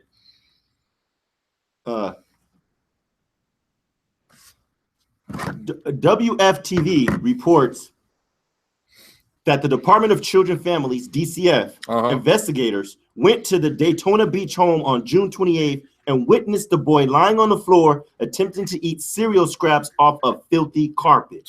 I'm just looking at this carpet in my mind. I just know how disgusting this carpet is. I definitely know about this whole thing. It's how filthy that carpet's got to be. Go ahead. I found that piece there too. You did? Okay, beautiful. Investigators noted that the child was very thin and appeared dehydrated. Upon further inspection, they noticed his hands and feet were orange and he had peeling skin and blisters. I've never even heard of this. That's some jaundice? Sound like jaundice at 5. 5-year-old with jaundice. I mean, he ain't been in the light then. He's just been indoors. They just had him indoors. Had him locked in the damn house. Who knows? Some of the older brothers might know about this movie. Flowers in the Attic.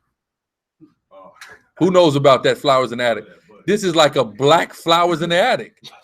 All right. Anybody who don't know about Flowers in the Attic, just watch the trailer. Okay, the trailer. You ain't gotta watch the whole movie. Watch the trailer. You'll get the point. These little this white woman in the movie gets with some rich white man and locks all her kids from her previous marriage in the attic of this fabulous house that she is in with this new rich white man, and literally feeding them food and poison and trying to kill these kids. Her own kids. That's crazy. You see what I'm saying? There was a book series, then they made the movie. I saw the movie. My mom, she read the books. Right, and then she said some of the other books even worse than that, right? But she had them all locked and was poisoning them, trying to kill them, starving them. They wouldn't see the light of day. This is exactly what this sounds like, a black version. Go ahead. Con. The boy's mother, Naomi Hall, 24, was arrested. This girl is 24 years old. Go ahead. Was arrested on June 29th, while her husband was arrested on Tuesday. The devil. Go ahead. They had to lock the black woman up first. A police report. And watch when y'all see the bail difference. A police report obtained by the Daytona Beach News Journal revealed that Naomi admitted to the DCF investigators that she didn't give her son his stimulant medicine and she didn't feed him for 4 days. So apparently this young brother suffers from some type of disorder where he doesn't have an appetite. So they got to give him medicine to stimulate his appetite in order for him to eat. She admits for 4 days she ain't give him the damn medicine. Why? So she didn't have to feed him. Right? Bayan recall. Go ahead. Which is weird. Without the medicine, he was still hungry, though. Yeah, exactly. Hey, listen, he's so hungry. I don't need the medicine. I'm hungry. Feed me, right? Go ahead. You know, anything. Eating a fly, dead fly off the floor, this little boy probably was. Right. That's how hungry you, I can imagine, right? We're taking mud and making it into a pastry. That's how hungry we are. So I can imagine how hungry this little boy is. Right? Anything. Give me anything. Go ahead. Naomi also claimed Naomi also claims she does not communicate with her son. This little boy, this is how much she hates this little black boy. He's in the house. You got to feed, clothe, bathe, and raise a kid. She's not even speaking to him. I bet you she speaks to that devil she's in bed with, though. Him. But this little brother that she got in the house, he gets treated like nothing. Go ahead. She checks on him randomly and determines if he may need something. Randomly checks on him and determines if he needs something by what mechanism? By his facial expression. So she looks at the boy. She looks at his face and says, okay, he must be hungry. Okay, he must need to go to the bathroom. Right, Azan? That's probably after like 3 hours of crying. 3 hours straight. Yeah, you know, at that point, you just got a blank face. She's coming in to look at you. He's indifferent right now. Go ahead. She turns on one of those starving Hamite commercials. He got that. She got that face. No, he's all right there. Right? Go ahead. She checks on him randomly and determines if he may need something by his facial expressions. The report stated. Hall also said she knows when the victim is hungry because he will chew on his hands. Oh, that's when he's hungry, when he starts trying to eat his own hands. You know how hungry you got to be to start trying to chew on your own? I've never even heard of somebody chewing on their own hand. I've never heard of it in my life. So you got to be about a hungry mug to start chewing on your own hands. And that's when I feed him. When he's starving so bad, he's trying to eat himself. This woman is disgusting. She should have drowned in that damn pool. Go ahead. Zahar. Probably reminds her of the child, probably reminds her of the father. Yeah. That's why she hates it. Yeah, she wants to kill the father, so you know, in return. She kills this little boy. Right? Go ahead. The 5-year-old also never received any form of education, and nobody ever taught him. Hold on, he's 5. You should be in kindergarten by 5, Soldier Izan. So he doesn't even know how to say, I'm hungry. He don't know. He can't write nothing down. He said he couldn't walk, bro. He can't even walk. He can't talk. Well, they say he can't walk, but because of how starved he was, he couldn't walk. Oh, okay. Because of how starved he was. He's never been to any type of school. He don't know his ABCs. You got him out of there. This is insane, right? So go ahead. And nobody ever taught him how to communicate. The report also detailed. Oh, so nobody even taught him how to communicate. In 5 years, he doesn't even understand how to communicate properly. He just starts eating his hands. Going on, right? It's just filthy and disgusting. Go ahead. Brian allegedly told authorities that his 2 children that he shares with Naomi were taken care of. So the children that she had by the white man are well taken care of. But here the little nigga baby is no. See, and that, what does that tell you? The white man understands there's a difference when the seed comes from him and when it comes from a black man. Because I'm sure those half white babies, quote unquote, have black features, at least to some degree or another. I know their hair is probably curly at least. He knows those are his little white babies. She knows those are his little white babies. Which but is that why, go ahead. Halle Berry's husband took that damn kid. That's right, and dyed her hair blonde. Right, Azan. So they probably didn't even play together, right? They totally probably segmented them kids from each other. Segregation is going on in that household. Right? You see that? Go ahead. Brian allegedly told authorities that his 2 children that he shares with Naomi were taken care of. DCF has since taken custody of the 2 other children living in the home. They went and got them kids anyway, as they should have. Go ahead. He is not my responsibility. I'm not his father. I come from a rich and white family. You see that? So it doesn't matter, black woman, if you have babies with the white man. Those aren't little mixed babies as you claim they are. Those are little devils like their father. And their father knows it, which is why their father is trying to convince the black man to chase every other woman on the planet Earth and the Hispanic man to chase every other one on the planet Earth while they're going for the black and Hispanic woman. They're closing in to start using you to create Edomites with a tan. All right? That's the idea. That's what's going on right now. Okay? That's why Kodak got on. Because why, even though, of course, he's still, like he said, he still likes sisters. He just don't like dark-skinned sisters.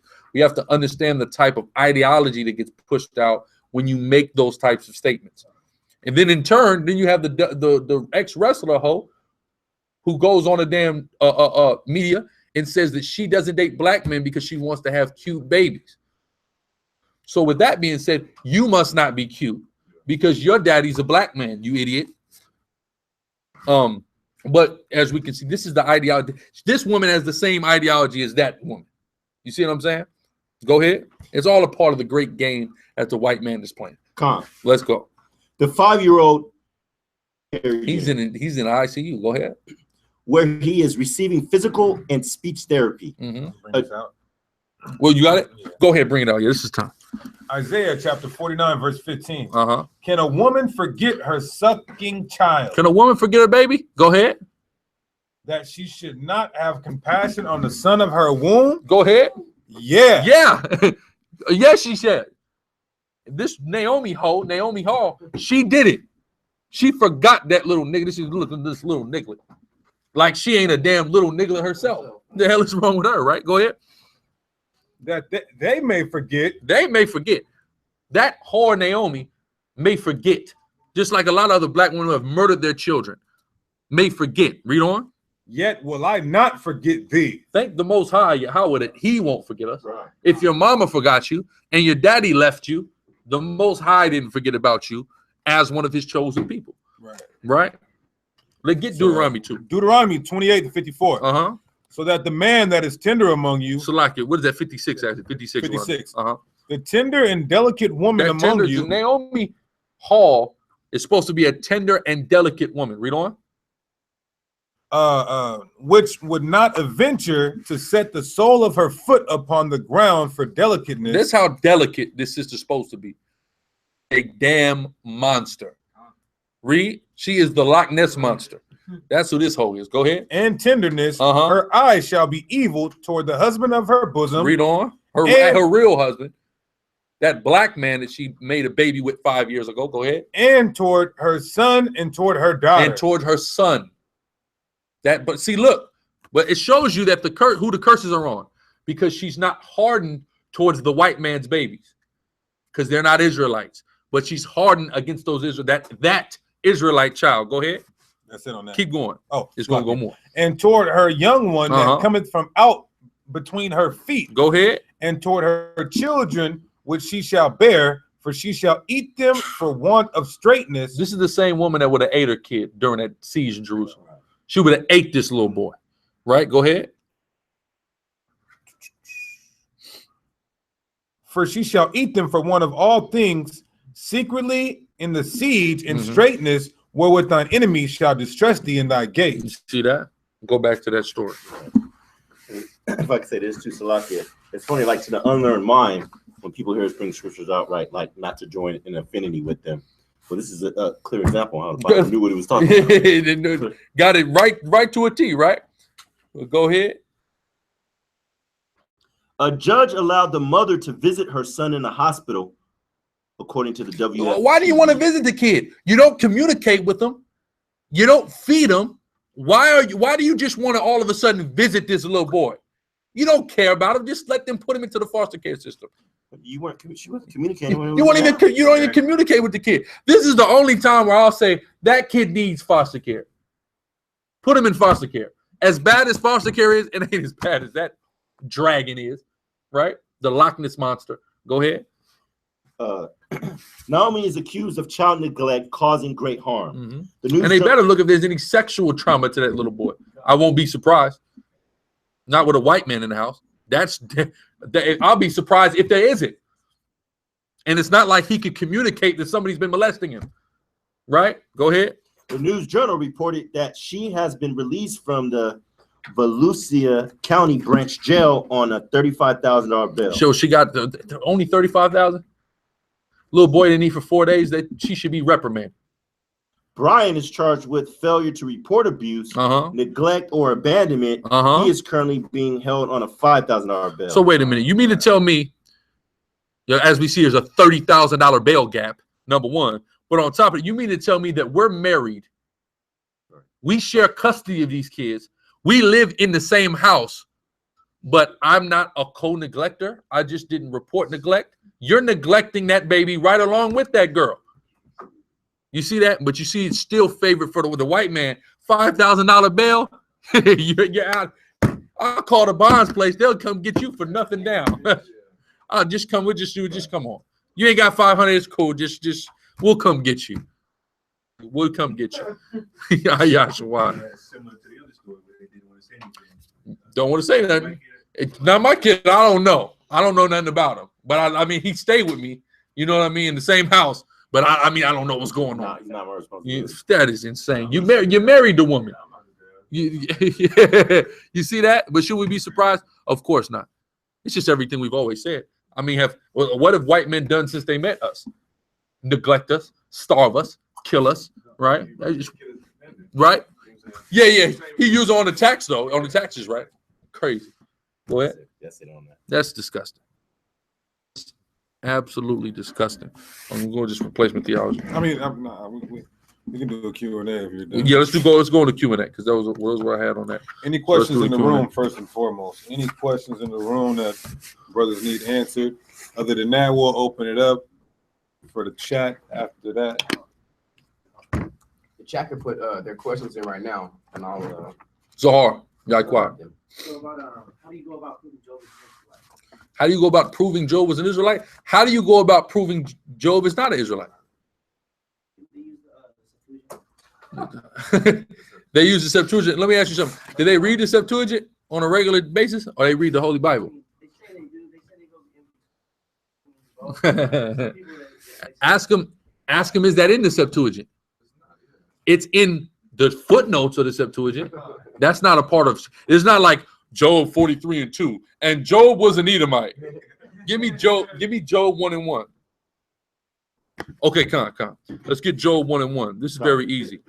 We got to put that burden of the proof on them in this instance. Because it doesn't say Job isn't an Israelite. Yeah, that's a Talmudic doctrine. Because what are they teaching? Conversion. That's what the Talmud is trying to teach you. It's okay to convert into quote unquote Judaism, right? Job 1:1. Exactly. That's how they got in, right? The Edomites. Job 1:1. Con. Book of Job 1:1. There was a man in the land of Uz. Where? In the land of Uz. From the land of Uz. In the land of Uz. In the land of Uz. Read on. Whose name was Job. There's a man who lived somewhere. All right. Whose name was Job. Moreover, you could go point for point throughout the entire book of Job and cross-reference it with scriptures that are said to have happened to Israel. Everything that happened to Job is symbolic for what happened to Israel. Job represents Israel. The word Job in the Hebrew is Ayawab. What does Ayawab mean? Who got it? Quickly. The hated. He's hated in the land of Uz. Well, whose land is Uz? Esau. Who's hated in the white man's land? You are. So it all represents what was going to befall Israel. You could go point for point on it. Most I've been meaning to do that for a long time anyway. I might just go into it because you could go in the first 5 chapters. There's so many precepts that prove that it's talking about Israel. It's crazy. Not saying that Job wasn't the actual man that lived and this happened to him, but the greater symbolism and what's there is Israel and what's happened to Israel as we are the hated amongst the white men. Yash, you got a point on it? Khan. How can you prove he's not an Israelite? Exactly. Khan. Genesis 37:1, it says, beautiful. And Jacob dwelt in the land wherein his father was a stranger in the land of Canaan. You see that? He lived there. Is he a Canaanite? No. But he lived in Canaan. Bazak. My question would be this, right? So if you go to Job 30, and it says they were driven forth from among men. Who was driven forth from among men to dwell in caves? Yeah, but isn't Job an Edomite? Was he driven forth from men to dwell in caves? I mean, I'm just, It never happened. Also, Job, there are Israelites named Job. You see what I'm saying? Some brothers will go to the scripture that talks about the tribe of Issachar was named Job and say that was Job. The timeline doesn't match up for you to definitively say that was Job. But towards the case to say, well, this was a name that was customary amongst Israel. Israel's weren't named Edom and Esau. Are Edom and Esau Hebrew words? Yes, they are. But they had their names, Eliphaz and all those are Edomite names, right? That are customary amongst them, that we spoke the same language. So we had names that were customary amongst us. And we named ourselves and our kids after names customary to us. That's why the controversy came up with John the Baptist. When they named John the Baptist John, the first thing they said was, well, there's not, people of our family are not named John. That's another family named John. Well, he said the Most High said we're going to name him John. So that's what we're going to name him.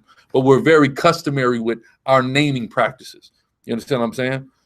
To the brother. Mine's different subjects. So Oh, no, go ahead. We don't. I was just going to say real quick. Also, too, in the same first verse, after it tells you what land he was in, it says that man was perfect and upright and one that feared God. Exactly. How can an Edomite do it? But they'll say, see, this an Edomite fear God. Yeah, and excuse evil. How can an Edomite, where's you ever seen an Edomite excuse evil? Come on, man, right? But go ahead, brother. We done on that. Nah, you guys spoke on it 3 times. I actually heard it before, but I never knew for a scripture where it goes referred to interracial marriages and stuff like that. Yeah, that Job. Yeah, well, Job 4 and 12 to 13 is a tremendous, or Tobit, Salakia. 4 and 12 to 13 is the man Tobit that we read about in Tobit 1 that was going around and burying brothers. He's giving his son instructions. You see what I'm saying? So he's advising or giving advice to his son about what he should and should not be doing. You understand what I'm saying? But for example, you had men in the scriptures, David, you had a lot of men in the scriptures that dealt with quote unquote foreign women. You understand what I'm saying? They had foreign women, but they also had what? You see what I'm saying? So they had a combination of sisters and foreign women. Where Solomon went wrong was he started to follow the ways of his foreign women. You see what I'm saying? That's where he failed. You see what I'm saying? So you have brothers who come into the truth, they come into the knowledge, they've been with this heathen woman 5-10 years. You see what I'm saying? Do we say, look, brother, you got to get rid of that woman now? No, you got whatever. You see what I'm saying? That's your one, that's your business. You understand what I'm saying? But when we come into the understanding, we know, okay, from moving forward now, when we're going to deal with a sister, we start dealing with a sister, we're not going to put this heathen woman over the sister. You see what I'm saying? Those are where the issues come in. But for the most part, we understand we're advised. There's not technically a law that says such and such women, only against the Canaanite women, which were Hamitic or certain African women, we couldn't deal with. That literally says in the law we can't deal with. But as for other nations, it doesn't say explicitly it's against the law for us to deal with every. You see what I'm saying? That ain't there. But we can't put them over in a higher position with ourselves than our own. That's the follow-up to that question. Correct. Now, whether the woman became, what did I say? So the stranger start following your belief. Yes, sir. Which she should. Which she should, exactly. No doubt. So she take to her, truth. Uh-huh. You know what I'm saying? In truth. So then I was able to see it right there. Well, that's how it should be. The best reference to this is the book of Ruth, which we've been going over. Here, Ruth, we see a Moabite woman. You see what I'm saying? Become joined unto an Israelite man, Boaz, bear a child to Naomi. You see what I'm saying? But she followed out with, that was the whole thing there. She said, I will not go back to my land. I will not go back to my gods. I will follow your gods. Least she could do,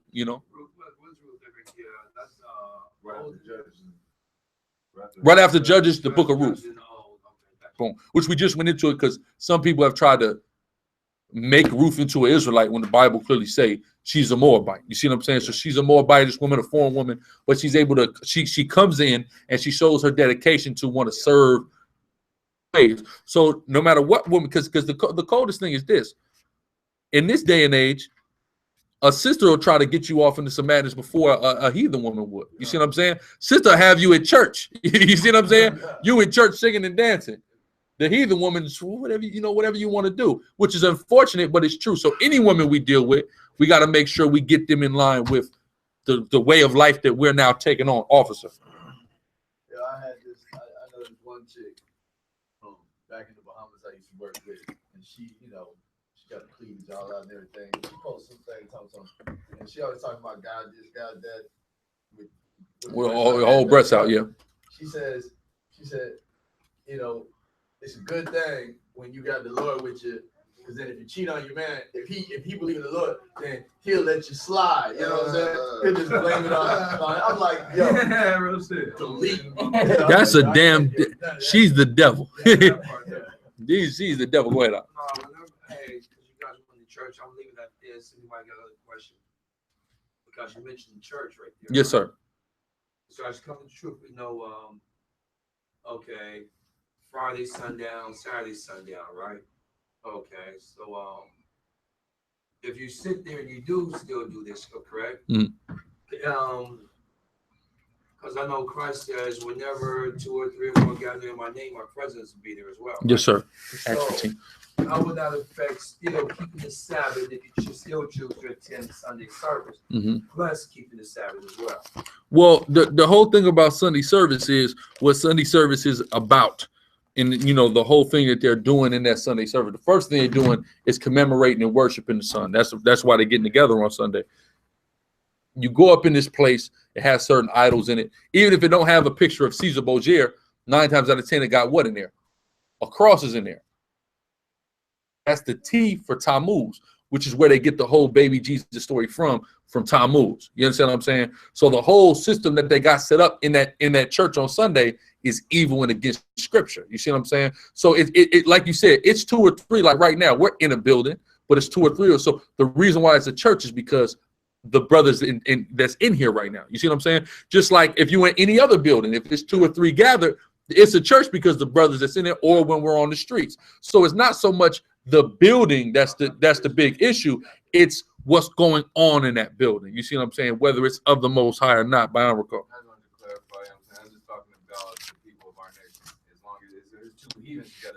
Yeah, no, yeah. Literally, because it means what the word, when you look up the word in the Greek, I want to say it literally means a congregation of Israelites. Like literally, that's what church means. You have Acts 15.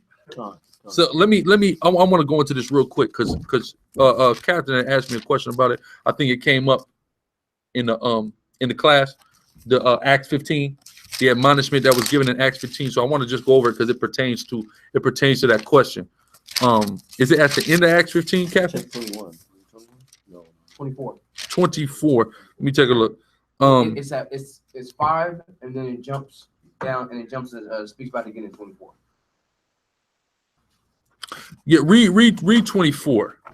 Read 24, because we have to understand the full conversion process. Start at 23. Actually, there's a process that brothers go through in coming into the truth. Right. So it's going to kind of go over 23 and 24. Book of Acts, chapter 15, verse 23. And wrote letters by them after this manner. Read. The apostles and elders and brethren send greeting unto the brethren which are of the Gentiles in Antioch. What does that mean, of the Gentiles in Antioch? Brothers who are calling themselves by these, a brother who's just was calling himself black, was calling himself Mexican, was calling himself by these various names, right? Read on. American. You're an American, right? You're the brothers in America, right? Go ahead. And Syria and Cilicia. And Syria and Cilicia. Go ahead. Verse 24. For as much as we have heard. We have heard something. What do we hear? Go ahead. That's certain. Which went out from us. Have troubled you with words. Go ahead. Subverting your souls. Subverting your souls. Why? Saying, you must be circumcised and keep the law. Read on. So now the Christian church will go here and say you don't have to be circumcised and keep the law, not understanding what's going on. They have just established a group of brothers who they're teaching in these cities, Antioch, Syria, and Cilicia. When you're first coming in, you're first being taught, you're not a perfect law keeper the first day, right? Of course not. You're going through a process of shedding these customs and these traditions you came up in and making your journey into completeness in the law. You're not like that off the first day. So he's saying you got guys that's treating y'all like y'all need to be keeping that whole law tomorrow. You see what I'm saying? Which that's not a realistic thing. None of us did that. Process of time. That's why you go from the point where you're a Gentile, you go to the point where you're a proselyte, and then you go to the point where you're a Jew. That's what you read about in the New Testament. Gentiles, proselytes, and then full-fledged, you're a Jew again. You fully took it on your customs again. Brothers being the stage, you're a Gentile, and here brothers, oh man, come on, you can't be doing this and that. Well, hold on, Doc. Walk your steps. You see what I'm saying? Now, before you become a Jew, circumcision is a part of the situation here. You see what I'm saying? That'll eventually have to happen. But you found out you're Israelite yesterday, you ain't got to get circumcised. I know some brothers who have got circumcised that quick. All right. You know what I'm saying? But you know, you ain't going to hold a brother to that. You see what I'm saying? They gave them some basic instructions to say, okay, just worry about your dietary law right now. What was it? What is it going to go into it right here? Yeah. Okay, go ahead. Select it. It says, it seemed good unto us, being assembled with one accord. It seemed good to us. We came together, or in this case, these apostles, they came together and they said, okay, these are the bare minimum laws that we're going to give to these brothers at this stage in their walk. Go ahead. To send chosen men unto you with our beloved Barnabas and Paul, men that have hazarded their lives for the name of the Lord Yahweh Shai. That's right. Go ahead. We have sent therefore Judas and Silas, who shall also tell you the same things by mouth. Read. For it seemed good to the Holy Ghost, or to the Holy Spirit, and to us, to lay upon you no greater burden than these necessary things. We're going to just give you a few commandments that you just deal with and you build from there. Read on. That ye abstain from meats offered to idols. So you don't eat the food that you know is offered to an idol. Read on. And from blood. And from things strangled. And things that died of themselves, right, and weren't killed properly, which we don't really have to worry about because, you know, that's kind of the regulations of this country anyway. Go ahead. And from fornication. And from fornication. And don't be going around doing unlawful sex acts. You see what I'm saying? Right. So these are the things, those are the bare minimum commandments that they gave these brothers when they was first coming in. You see what I'm saying? Then after a while, they laid that, okay, listen, y'all need to be doing A, B, and C. And before y'all come full-fledged and come into this thing, y'all need to be making sure y'all got a lot of this stuff covered. You got camps going around, where are your fringes? This guy don't know he's an Israelite. He's supposed to have a full wardrobe of fringes on everything. He has no idea. That's I don't know if people understand this. They look at easy. That's a costly thing to do. It's costly to get all these fringes and borders of blue and sewn on your damn clothes. That's not a cheap thing. So I'm not just gonna expect a brother. He just found out he was an Israelite last month. And he's just supposed to just have a full wardrobe of just fringes and borders of blue. That's not realistic. That's not how the apostles operated. But you come into a spiritual metamorphosis and evolution where eventually you keeping them laws. By Uncle. I was gonna say how you guys make us with the prospect for a certain amount of time. You know what I'm saying? Clean out our house before you make us put our hands on it. Exactly. You're gonna go through that process of your trial, and you're gonna have that time to say, certain brothers will say, oh, they're in the prospect stage, they haven't fully become members yet. Brothers say, oh, I got this and that. Okay, cool. This is the time where you're gonna have to take care of that. Because after you are a full member, that's out the window. You ain't gonna come to us talking about, oh, I had some bacon yesterday, man. Get your ass out. You see what I'm saying? You got your time to slip while you're in your metamorphosis process. Azan. The meat offering on the idols, can that count like when you go to eat Chinese food? Well, depending on if when you go in that Chinese restaurant and you see their idols up in there. You see what I'm saying? So am I wrong if I don't ask about it? Yeah. Am I wrong if I don't ask about it? No, you're not wrong. No, that's what Paul said. Don't ask. Sometimes you don't ask for conscience sake. Like if you don't see it, I look up. I'm not seeing idols. All right, I'm cool. I'm not gonna ask. Hey, where's Buddha at? Is Buddha hanging around? Buddha, there he is. I'm out of here. I'm out of here. Hey, remember that? Remember when you and you and your top, y'all was out here. Y'all was in LA. Y'all was eating at the spot. They had the huge Buddha in the spot. Remember that? That was these brothers were proselytes, and nobody went and explained that to them. They were in the camp. We was coming, and nobody really cared about. Hey, brother, don't. You know what I'm saying? Nobody really cared about that. But yeah. They tell us you can eat the food, right? But stuff like that. But Going off, you know what I'm saying? Because I'll see a Buddha statue in there, and I'll still eat. You know what I'm saying? So that's going off. Right? Yeah, because they offering that food to Buddha. Yeah, leave Buddha alone.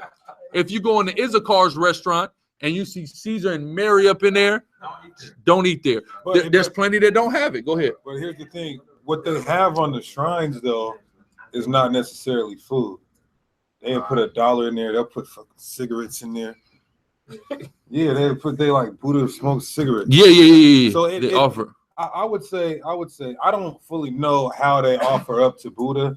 So I would say, well, because they don't really always offer to Buddha like that. That's what I'm saying. If they got them up high, that whole restaurant is sanctified to Buddha. Stay away from it. They sanctified the whole place to Buddha. You shouldn't even be eating Chinese food though, really. Yeah, because it's disgusting. That's all right, ridiculous. Go to maybe Panda Express. They don't got Buddha. Yeah, they don't got Buddha at Panda. Why? Because Mexicans run Panda Express, so there isn't Buddha at Panda Express. Go ahead. That would make it like everything. A lot of the signs that they make, like kind of like Starbucks, all that stuff, they have like right? Well, that is a great point. That is a great point because even like you said, Starbucks is a deity. Jamba Juice. That's a god. That woman. That lady, right? Jamba Juice is a 666. No, the Starbucks is a Medusa. Yeah, you see what I'm saying? So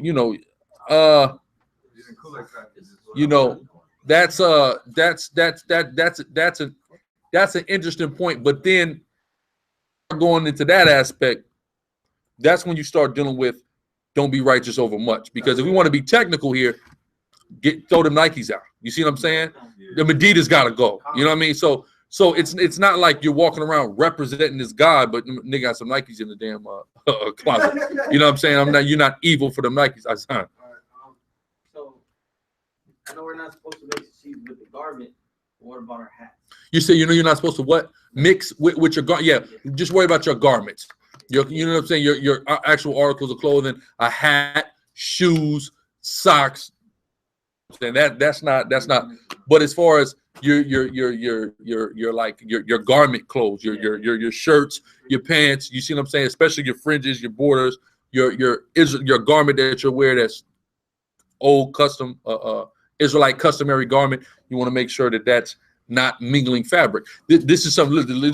This is news. This is news to that brother. You're in that stage where you don't know that right now. You see what I'm saying? So now you're learning that. So now as you progress, boom. Basically, when you pull that tag up, it's going to tell you what it's made out of. 60% polyester, 40% cotton. If it ain't 100%, sometimes it'll be, they've been doing this lately, 70% cotton, 30% organic cotton. That's fine. That's all cotton. You see what I'm saying? That's all cotton.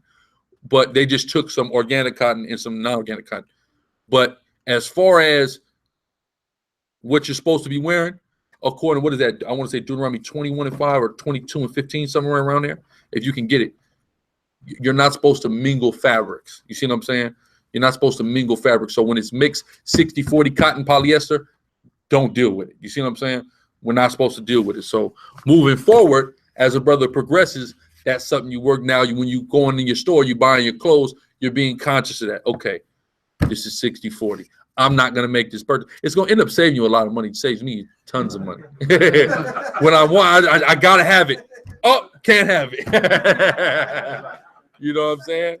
Can't have it. It's going to end up saving you a lot of money. And a lot of these kids' clothes is 100%.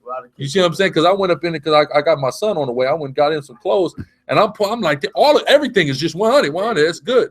Yeah, for the baby clothes. You see what I'm saying? So that's great. Plus, we went to the science. Yeah, because when you deal with the science of it, when you wear mixed clothing, it actually interferes with the electron flow in your body. You see what I'm saying? So 100% clothing is exactly what you need, officer. I'm not wicked, you know, but I got this Florida Marlins jacket. And this brother from Florida now. Florida Marlins jacket. It says 100% on the outside. 100% somewhere else, but it says 80% cotton and 20% unknown fibers. Unknown. Ooh. Yeah. Hey, I chucked it to the side. Hey, you got my vote, brother. Go I'm ahead. gonna tell you, that's a little bit of a gray area because we don't know what it is. But it's one that's got 100. It's got like inside and out too. Right. I think it says 100% on the lining, 100% on the face. Yeah, because that also I want to make sure everybody understands that as well. If you got some clothes that is specifying that it's basically like two different things that came together, but it's 100% on each side, that's also fine. The issue is when you start stepping on your cotton with polyester. That's when it becomes an issue. It's stepped on product. You see what I'm saying? You done stretched it out for this blend. Azan. No, I want to say, no, polyester is totally synthetic. It's totally synthetic. You see what I'm saying? So, and which is a lot of stuff. That's why they use polyester, because they can create polyester when they have to grow cotton. So they stretch the cotton out by adding the polyester to it. That's why it's the most common thing you see. Average shirt you pick up, it's 60-40, 60 cotton, 40 polyester to stretch it out. You see what I'm saying? That's what Esau does. You put it on, you have no, and this is why the scriptures speak about the accuser of our brethren. Esau and Satan is accusing you to the Most High and saying, look at them. They're eating pork. The white man put pork in everything you have. You look at them, they're eating pork. Look at them, they're trying to point out, look at them, they're at the club on the Sabbath. You see what I'm saying? They're trying to point out every little thing that we do that's wrong, that they set us up in a society to do in order to try to turn the Most High against us. Azan. I went to Jack in the Box and I just realized that they cook the pork with me on the same. Yeah. Well, everywhere you go, they cook the pork with everything else. You see what I'm saying? That's why the scriptures say, give me that. You shall eat your bread defiled among the heathen. I need that right now. But stay away from the Jack in the Box egg rolls. Who eats the egg rolls at Jack in the Box? I used to, right? You see, that's good. It's pork. That's pork. That's the meat in that egg roll. It's pork. Which is, you guys use soy, half beef every damn where, but the egg roll just got to have pork in it. But you see what I'm saying? Everywhere you go, every public restaurant you eat at, if they serve pork there, they cooking the pork where they cooking everything else. All right, but that's why it says this. Read on. Ezekiel chapter Unless it's 4, in the Jewish community. Go verse ahead. 13. And the Lord said, even thus shall the children of Israel eat their defiled bread among the Gentiles, whither I will drive them. You've been driven to America, and your bread is defiled. Don't make no mistake about it. Like you eating clean food, you're eating defiled food. Just make sure you don't order the damn pork on your plate. You see what I'm saying? And when you preparing it, prepare it the best you can. But what's going on in the damn kitchen at your local restaurant is your food is defiled. Go ahead. Read it again. Ezekiel 4:13. And the Lord said, even thus shall the children of Israel eat their defiled bread among the Gentiles. You see that? So all of our bread is defiled here. Why do you think? Who knows what Daniel did when he went to Babylon? He refused the king's meat. He became a vegetarian because he said all of this is defiled. I'm not going to be able to eat lawful meat here without it technically, ceremonially being defiled. You see what I'm saying? Every brother didn't do that. And every brother wasn't considered wrong and evil in the sight of God. But Daniel did it. That's why the scriptures say, work out your own salvation. If it don't sit right with you, then don't do it. But I'm just going to tell you that all the food you eat is defiled. You see what I'm saying? So, you know, move how you want to move and work out your own salvation with fear and trembling. Right? I was just speaking on that, like Paul, I forget where, I think it's in Acts, where he's talking about how a lot of the people was vegetarians at the time. They were worried about eating food that was dedicated to idols. And he was like, don't trip as long as like idols is not in front of your face. But if they dedicated the idols behind your back and they're selling at the market. Yeah, you have no idea. You have no idea. Nothing you can do. They dedicated it to nothing. The idols don't even exist. Yeah, exactly. So it doesn't really have all that power. It has the power when you know, because you're there and you're seeing that it's dedicated to this idol. But it, like you said, if they did it behind your back, it's to nothing. And that's what Masharah was expounding on when he was talking about, you know, stuff you eat. It's not what goes in your mouth. Defilement will come out. But if you look at that pork, you know you shouldn't eat pork. That's what the defilement comes into. Because it's really coming from your mind. Powerful. And that's the powerful and that's the proper understanding of that. Because Vocab Malone just told them brothers that he ran up on. Man, Paul said you could eat meat offered on the idol. Said if you had no idea about it, and it was, yeah, because at the end of the day it was offered to nothing. You see what I'm saying? So that's the proper understanding and the contextualization of that. It's about, you know, for your conscience sake. Right. Certain things one brother can do and it not hurt his conscience. Another brother might do the same thing and say, I don't feel right doing that. You see what I'm saying? If you don't feel right doing it, then just don't do it. You see what I'm saying? Because it's yourself. That brother ain't gonna get you saved.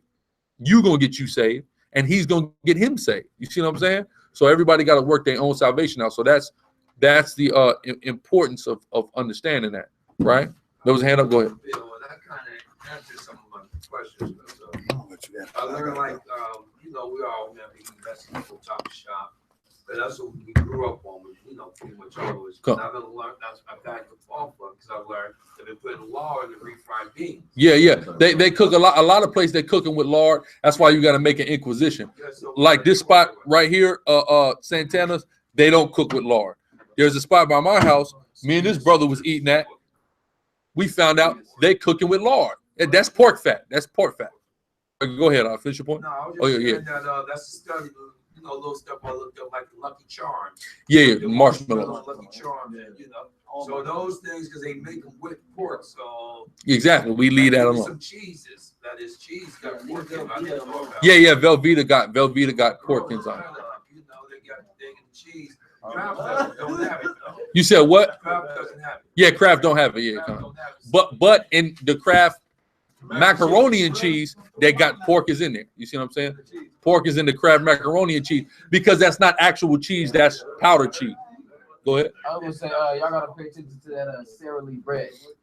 That Jiffy meal, right? SICARRI bread. It's got the L16 in it. It's supposed to be like the human hair. Hair and duck feather. So you gotta be careful about that. Right? Where was Bazak? Officer Bazak? They got the spot that little Mexican spot right there. It's my spot. You can call it barn or something. Lard. Okay. Yeah, you gotta make those inquisitions. That's under my one. Tamales are made with lard. All tamales are made with lard. Like when the tamale lady come back, tamales. Tamales are made with lard. I never liked them damn tamales anyway. With the lard. That makes sense. That just shut my whole childhood down. You know? Go ahead, Bayan. Come on. Order in the room. Go ahead. As far as I've been going around, and I want to clarify to make sure I'm not going off when I say this, I'll be telling people that the Bible is backed by 3 witnesses. You know, and what I tell them is 3 witnesses would be historical facts, scientific facts, and common sense. You know, just like fire's gonna burn you regardless. You know what I'm saying? Like pork, regardless, pork is gonna hurt you regardless. Period. Saying God told you not to do it or not. Okay, I'm with you. I'm walking with you. Okay. That in that context, that works. That works perfectly fine. Yeah. As long as you go into that explanation, you're good. tread lightly. Yeah. Right. And I got one more. Go ahead. King Solomon, where is it located that he was making offering tables for his wives and stuff, you know what I'm saying, to offer their statements? That's 1 Kings 11. 1 Kings 11 and 12. 1 Kings 11 and 12 should give you clarification on that. Thank you, I appreciate that. So, Lucky, where the chat at? I need somebody in the chat. Go ahead. Every Friday? Every Friday, we right here, 7 o'clock. Every Saturday, we on family. What you said, Lucky? It's what we're here for.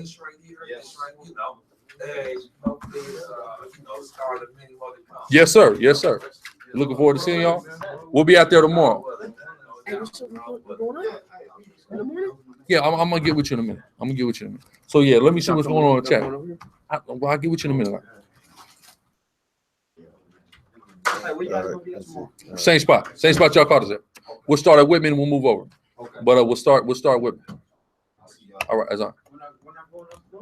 Yeah. But we'll be there at 3 like regular. But we'll probably do an operation in Vista early. So we'll coordinate that after class. But go ahead. Phone powering off. Who's in the chat?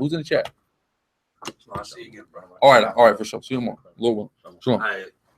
Education, bro. Appreciate it. You got you. That's what we got to do. It's our job. Yash, hit me with any questions they got in the room. I know it's probably a lot of questions. I heard the room be going nuts. I know it's well over 200 people through the spirit in the room, so I know it's probably plenty of questions. I saw some sister she posted is SICARRI considered a camp?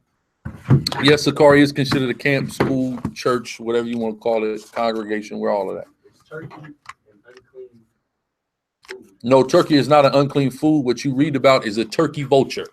A turkey vulture is not at all a turkey, it's a vulture. Right. It's just a huge vulture, so they call it a turkey vulture.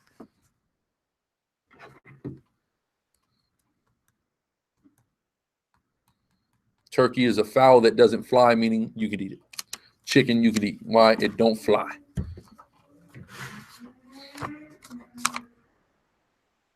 You can eat the food. He said, I heard the deacon say in one of your videos that Fidel Castro is an Israelite. Is that true? Fidel Castro is most likely of Moorish descent. Okay. He's not a Manasseh. He's not an indigenous Cuban. His father is from a part of Spain that Moors were heavy in. So if he is an Israelite of Moorish descent on his father's side, a lot of people believe he's Israelite. They believe he's actual Cuban. You know, a lot of us just believe, didn't know.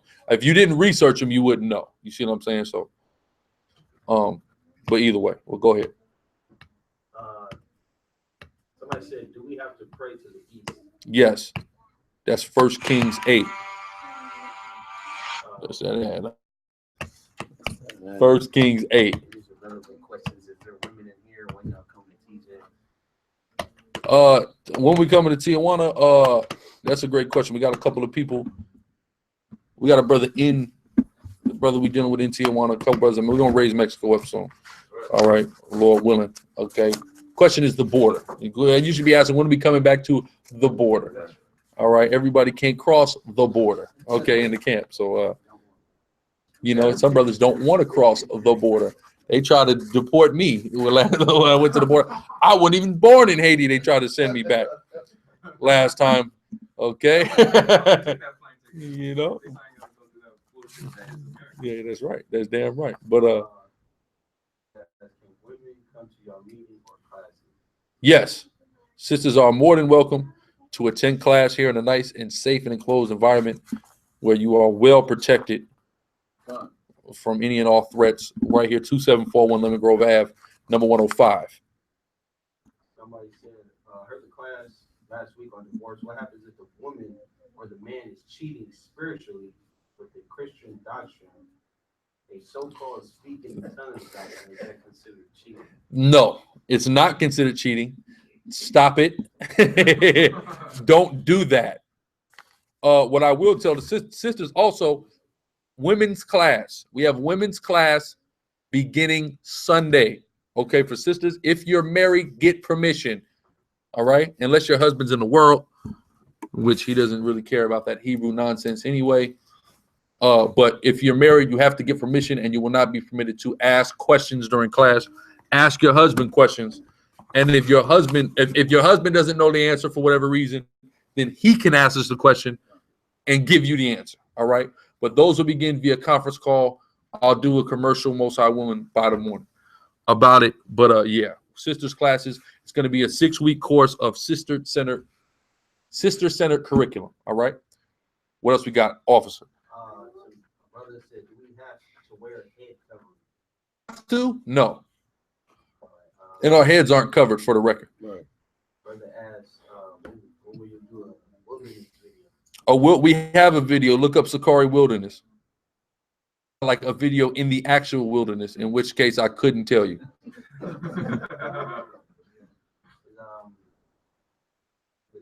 Somebody's asking if we have a camp in Atlanta. We have 2 camps. Seattle and San Diego. That's all we got. All right. But if you want a SICARRI camp in Atlanta, you then get right. Oh, it's a sister. Sister, come to sister's class on Sunday. I'm gonna post the commercial on the YouTube page. Most high one about a morning.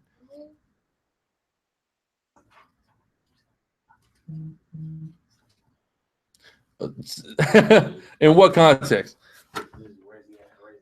The deacon is not here currently. So are you asking? Is she asking will he be on Sundays? The deacon will be at Sunday's class. He'll be reading at Sunday's class. Somebody's asking, was LeBron an actual Syrian? Was LeBron? Of course he was. I mean, what else was he? He wasn't an Israelite. LeBron was a Syrian. Some sister asked, my best friend is an Arab who ate for 8 years. Should I stop being her friend now that I'm not going to tell you who you can and can't be friends with. All right. Your friend is going to die, though. I'm going to tell you that. Sister asked, when will the Sunday class be streamed? It won't be streamed. It'll only be exclusive conference call. It won't be like our regular classes. It's just going to be for sisters. So you're going to have to get with us.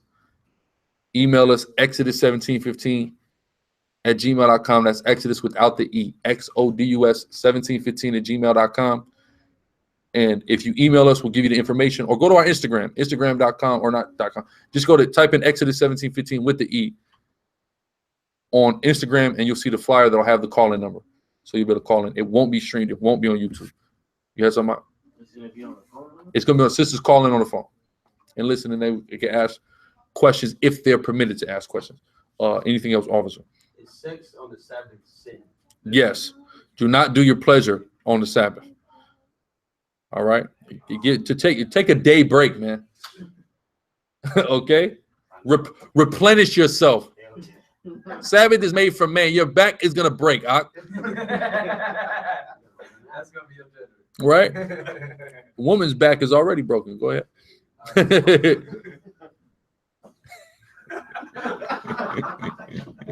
Somebody said, will we meet the prophets of old in the kingdom, or are they already here? The prophets of old are already here. That's right.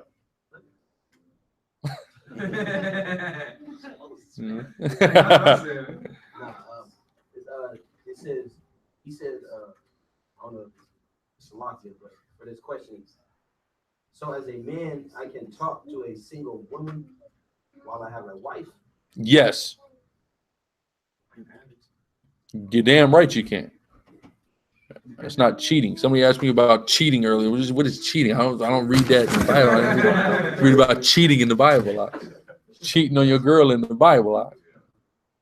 There's camps out there that teach about cheating. Did you know that? Yeah, I heard a guy go into a sermon. You got men out here cheating on what? Where is that in the Bible? You sound like the Oprah Winfrey Bible Club or something. You follow the deacon on Instagram or something and get in contact with him there. So that's all I got for you. It says, when it says don't round the corner of your head, Hebrew, is it saying the size of our head? Yes. You know, you get that line up, you know, I should round that corner and come right into that beard. All right. Look at barbers on Instagram. You'll see what it's talking about. Yeah, he looked like them damn Persians. That's how they did it. Them Persians on the wall.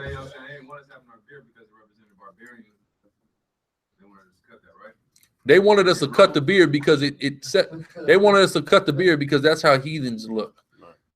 All of it, and not just about having a beard, also not having a line beard, because other people had beards. The Cushites had beards, but they had that nice cut beard. It was perfect when you look at Nebuchadnezzar's statue. You see what I'm saying? It was flawless, and it came down to here, cut laser line. You see what I'm saying?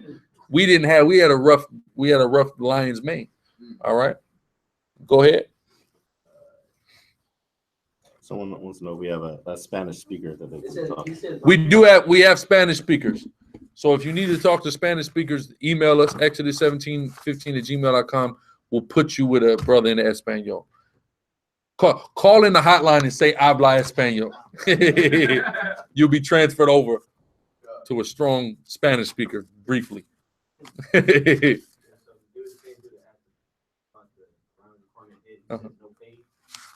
You can get a fade, but you can't fade the bald. That's the thing. You can fade low, you just can't fade the bald.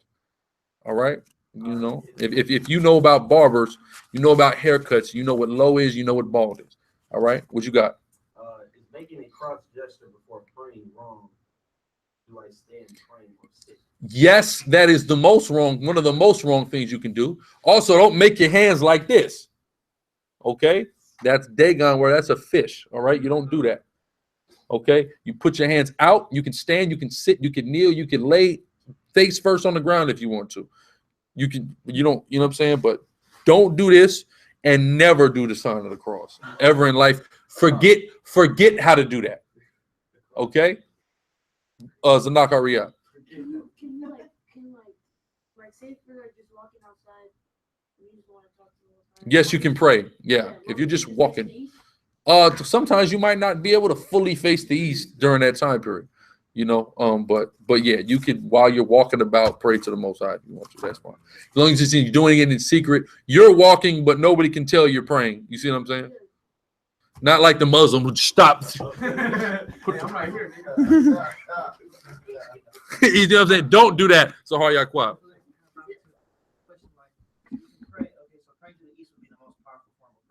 Yeah, that'd be the most formal form of praying, but you could always just pray, you know, doing whatever if you needed to, you know, if you felt like it. Because the scriptures also said to pray without ceasing. So how can I pray without ceasing? I'm not just going to be just facing the east all day, every day, am I? Yeah, pull out my compass at all times of the day, Isaiah. Is praying in your mind kind of like praying secrecy? Yeah, that you're praying secretly because you know you're praying in your mind, but nobody else who may see you has any idea what you got going on, right?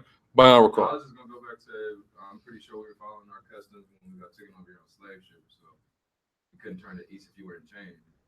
Yeah, exactly. That's a good point. More questions? The Great Pyramid at Giza? Any Great Pyramid, no matter of fact, did we build Giza? Somebody look up Giza for me. Let me look at it. If it don't come to a point, we didn't build it. Okay? Go ahead. Now, sister asked, she said, so you're saying it's fine for a husband to be with another woman even though he's married? Yeah, that's called plural marriage, sister. All right? And it's beautiful, and your forefathers did it, and righteous men in the Bible did it. That's why these sisters need to come to sisters' class. Sisters are going to learn a lot in sisters' class, and it's going to be so empowering to the Black and Hispanic woman to come to the sisters' class. I just wanted to add to what you said, you know.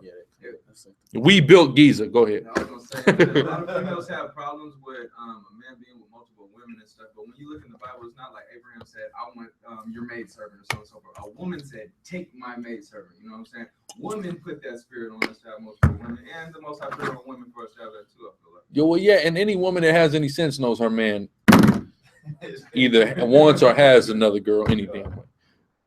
What is a Black woman's favorite thing to say to you when she got a problem with you? Right. You was with that bitch. There's always just this girl that's always exists. She knows. It's like she just knows you got another girl.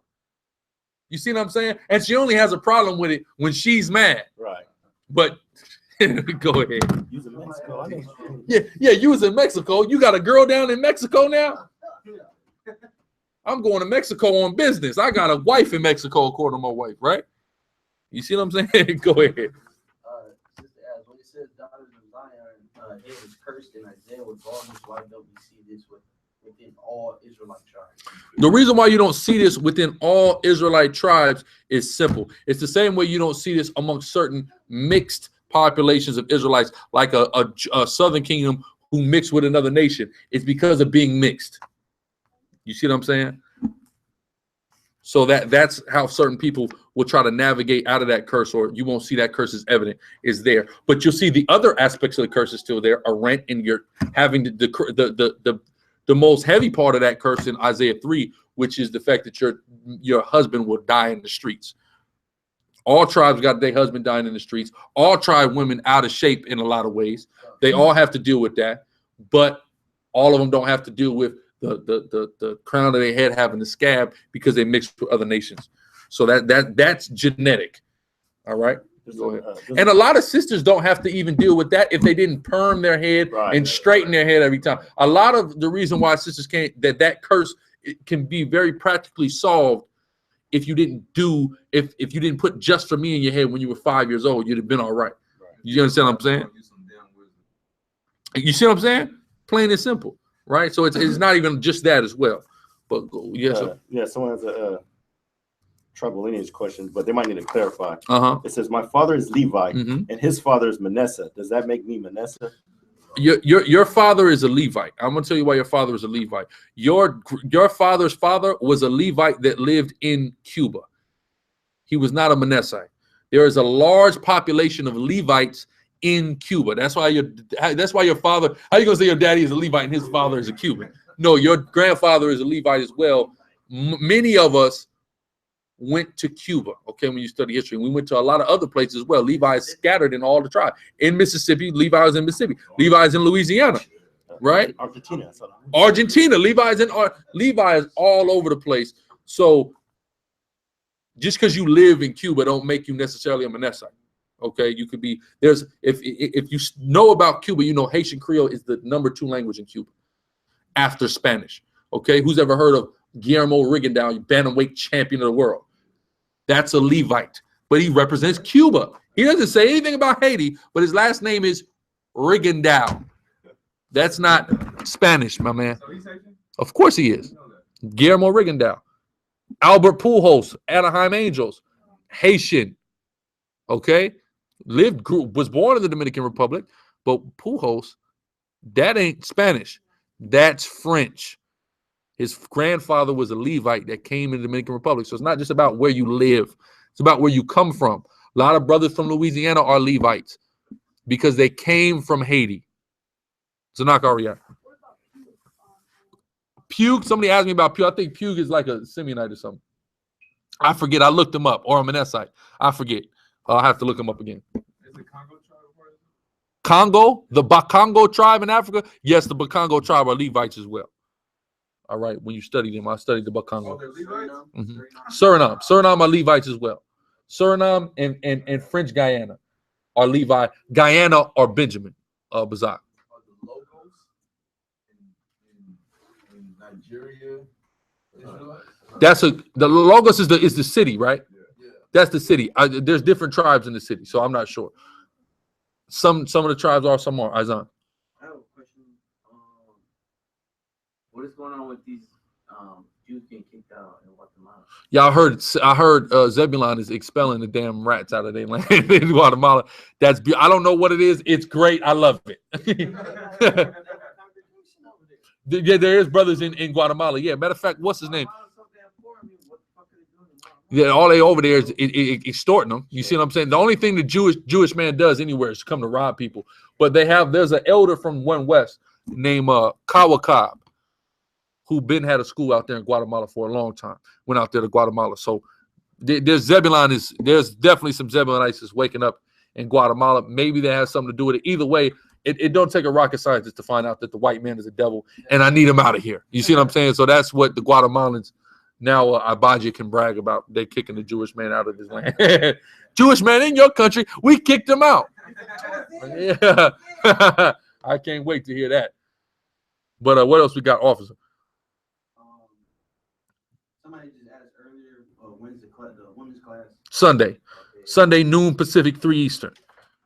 Somebody's asking if you know if your ancestors got raped by a white man, are you still an Israelite? Well, it depends on what your lineage is. Yahweh Shah gave a parable of the tares and the wheat. Read that parable. What is that? Matthew 13, I believe. Matthew 13. We don't know. There was rape that happened. Not as much babies came from rape as they're trying to get you to believe. But rape happened, and we're not really going to be able to tell the difference until the time comes where the reaper, the angels will separate tares from wheat. So there's that. If you believe you're Israelite, believe it and do what you got to do, and we'll see what happens. You know. But what else we got? Nothing much. All right. Listen, if your pot is already brewing, you know, don't brew a new batch. I'll tell you that. With that, we give all praise, honor, and glory to Yahweh B'Shem Yahweh Shai and say shalom. Shalom.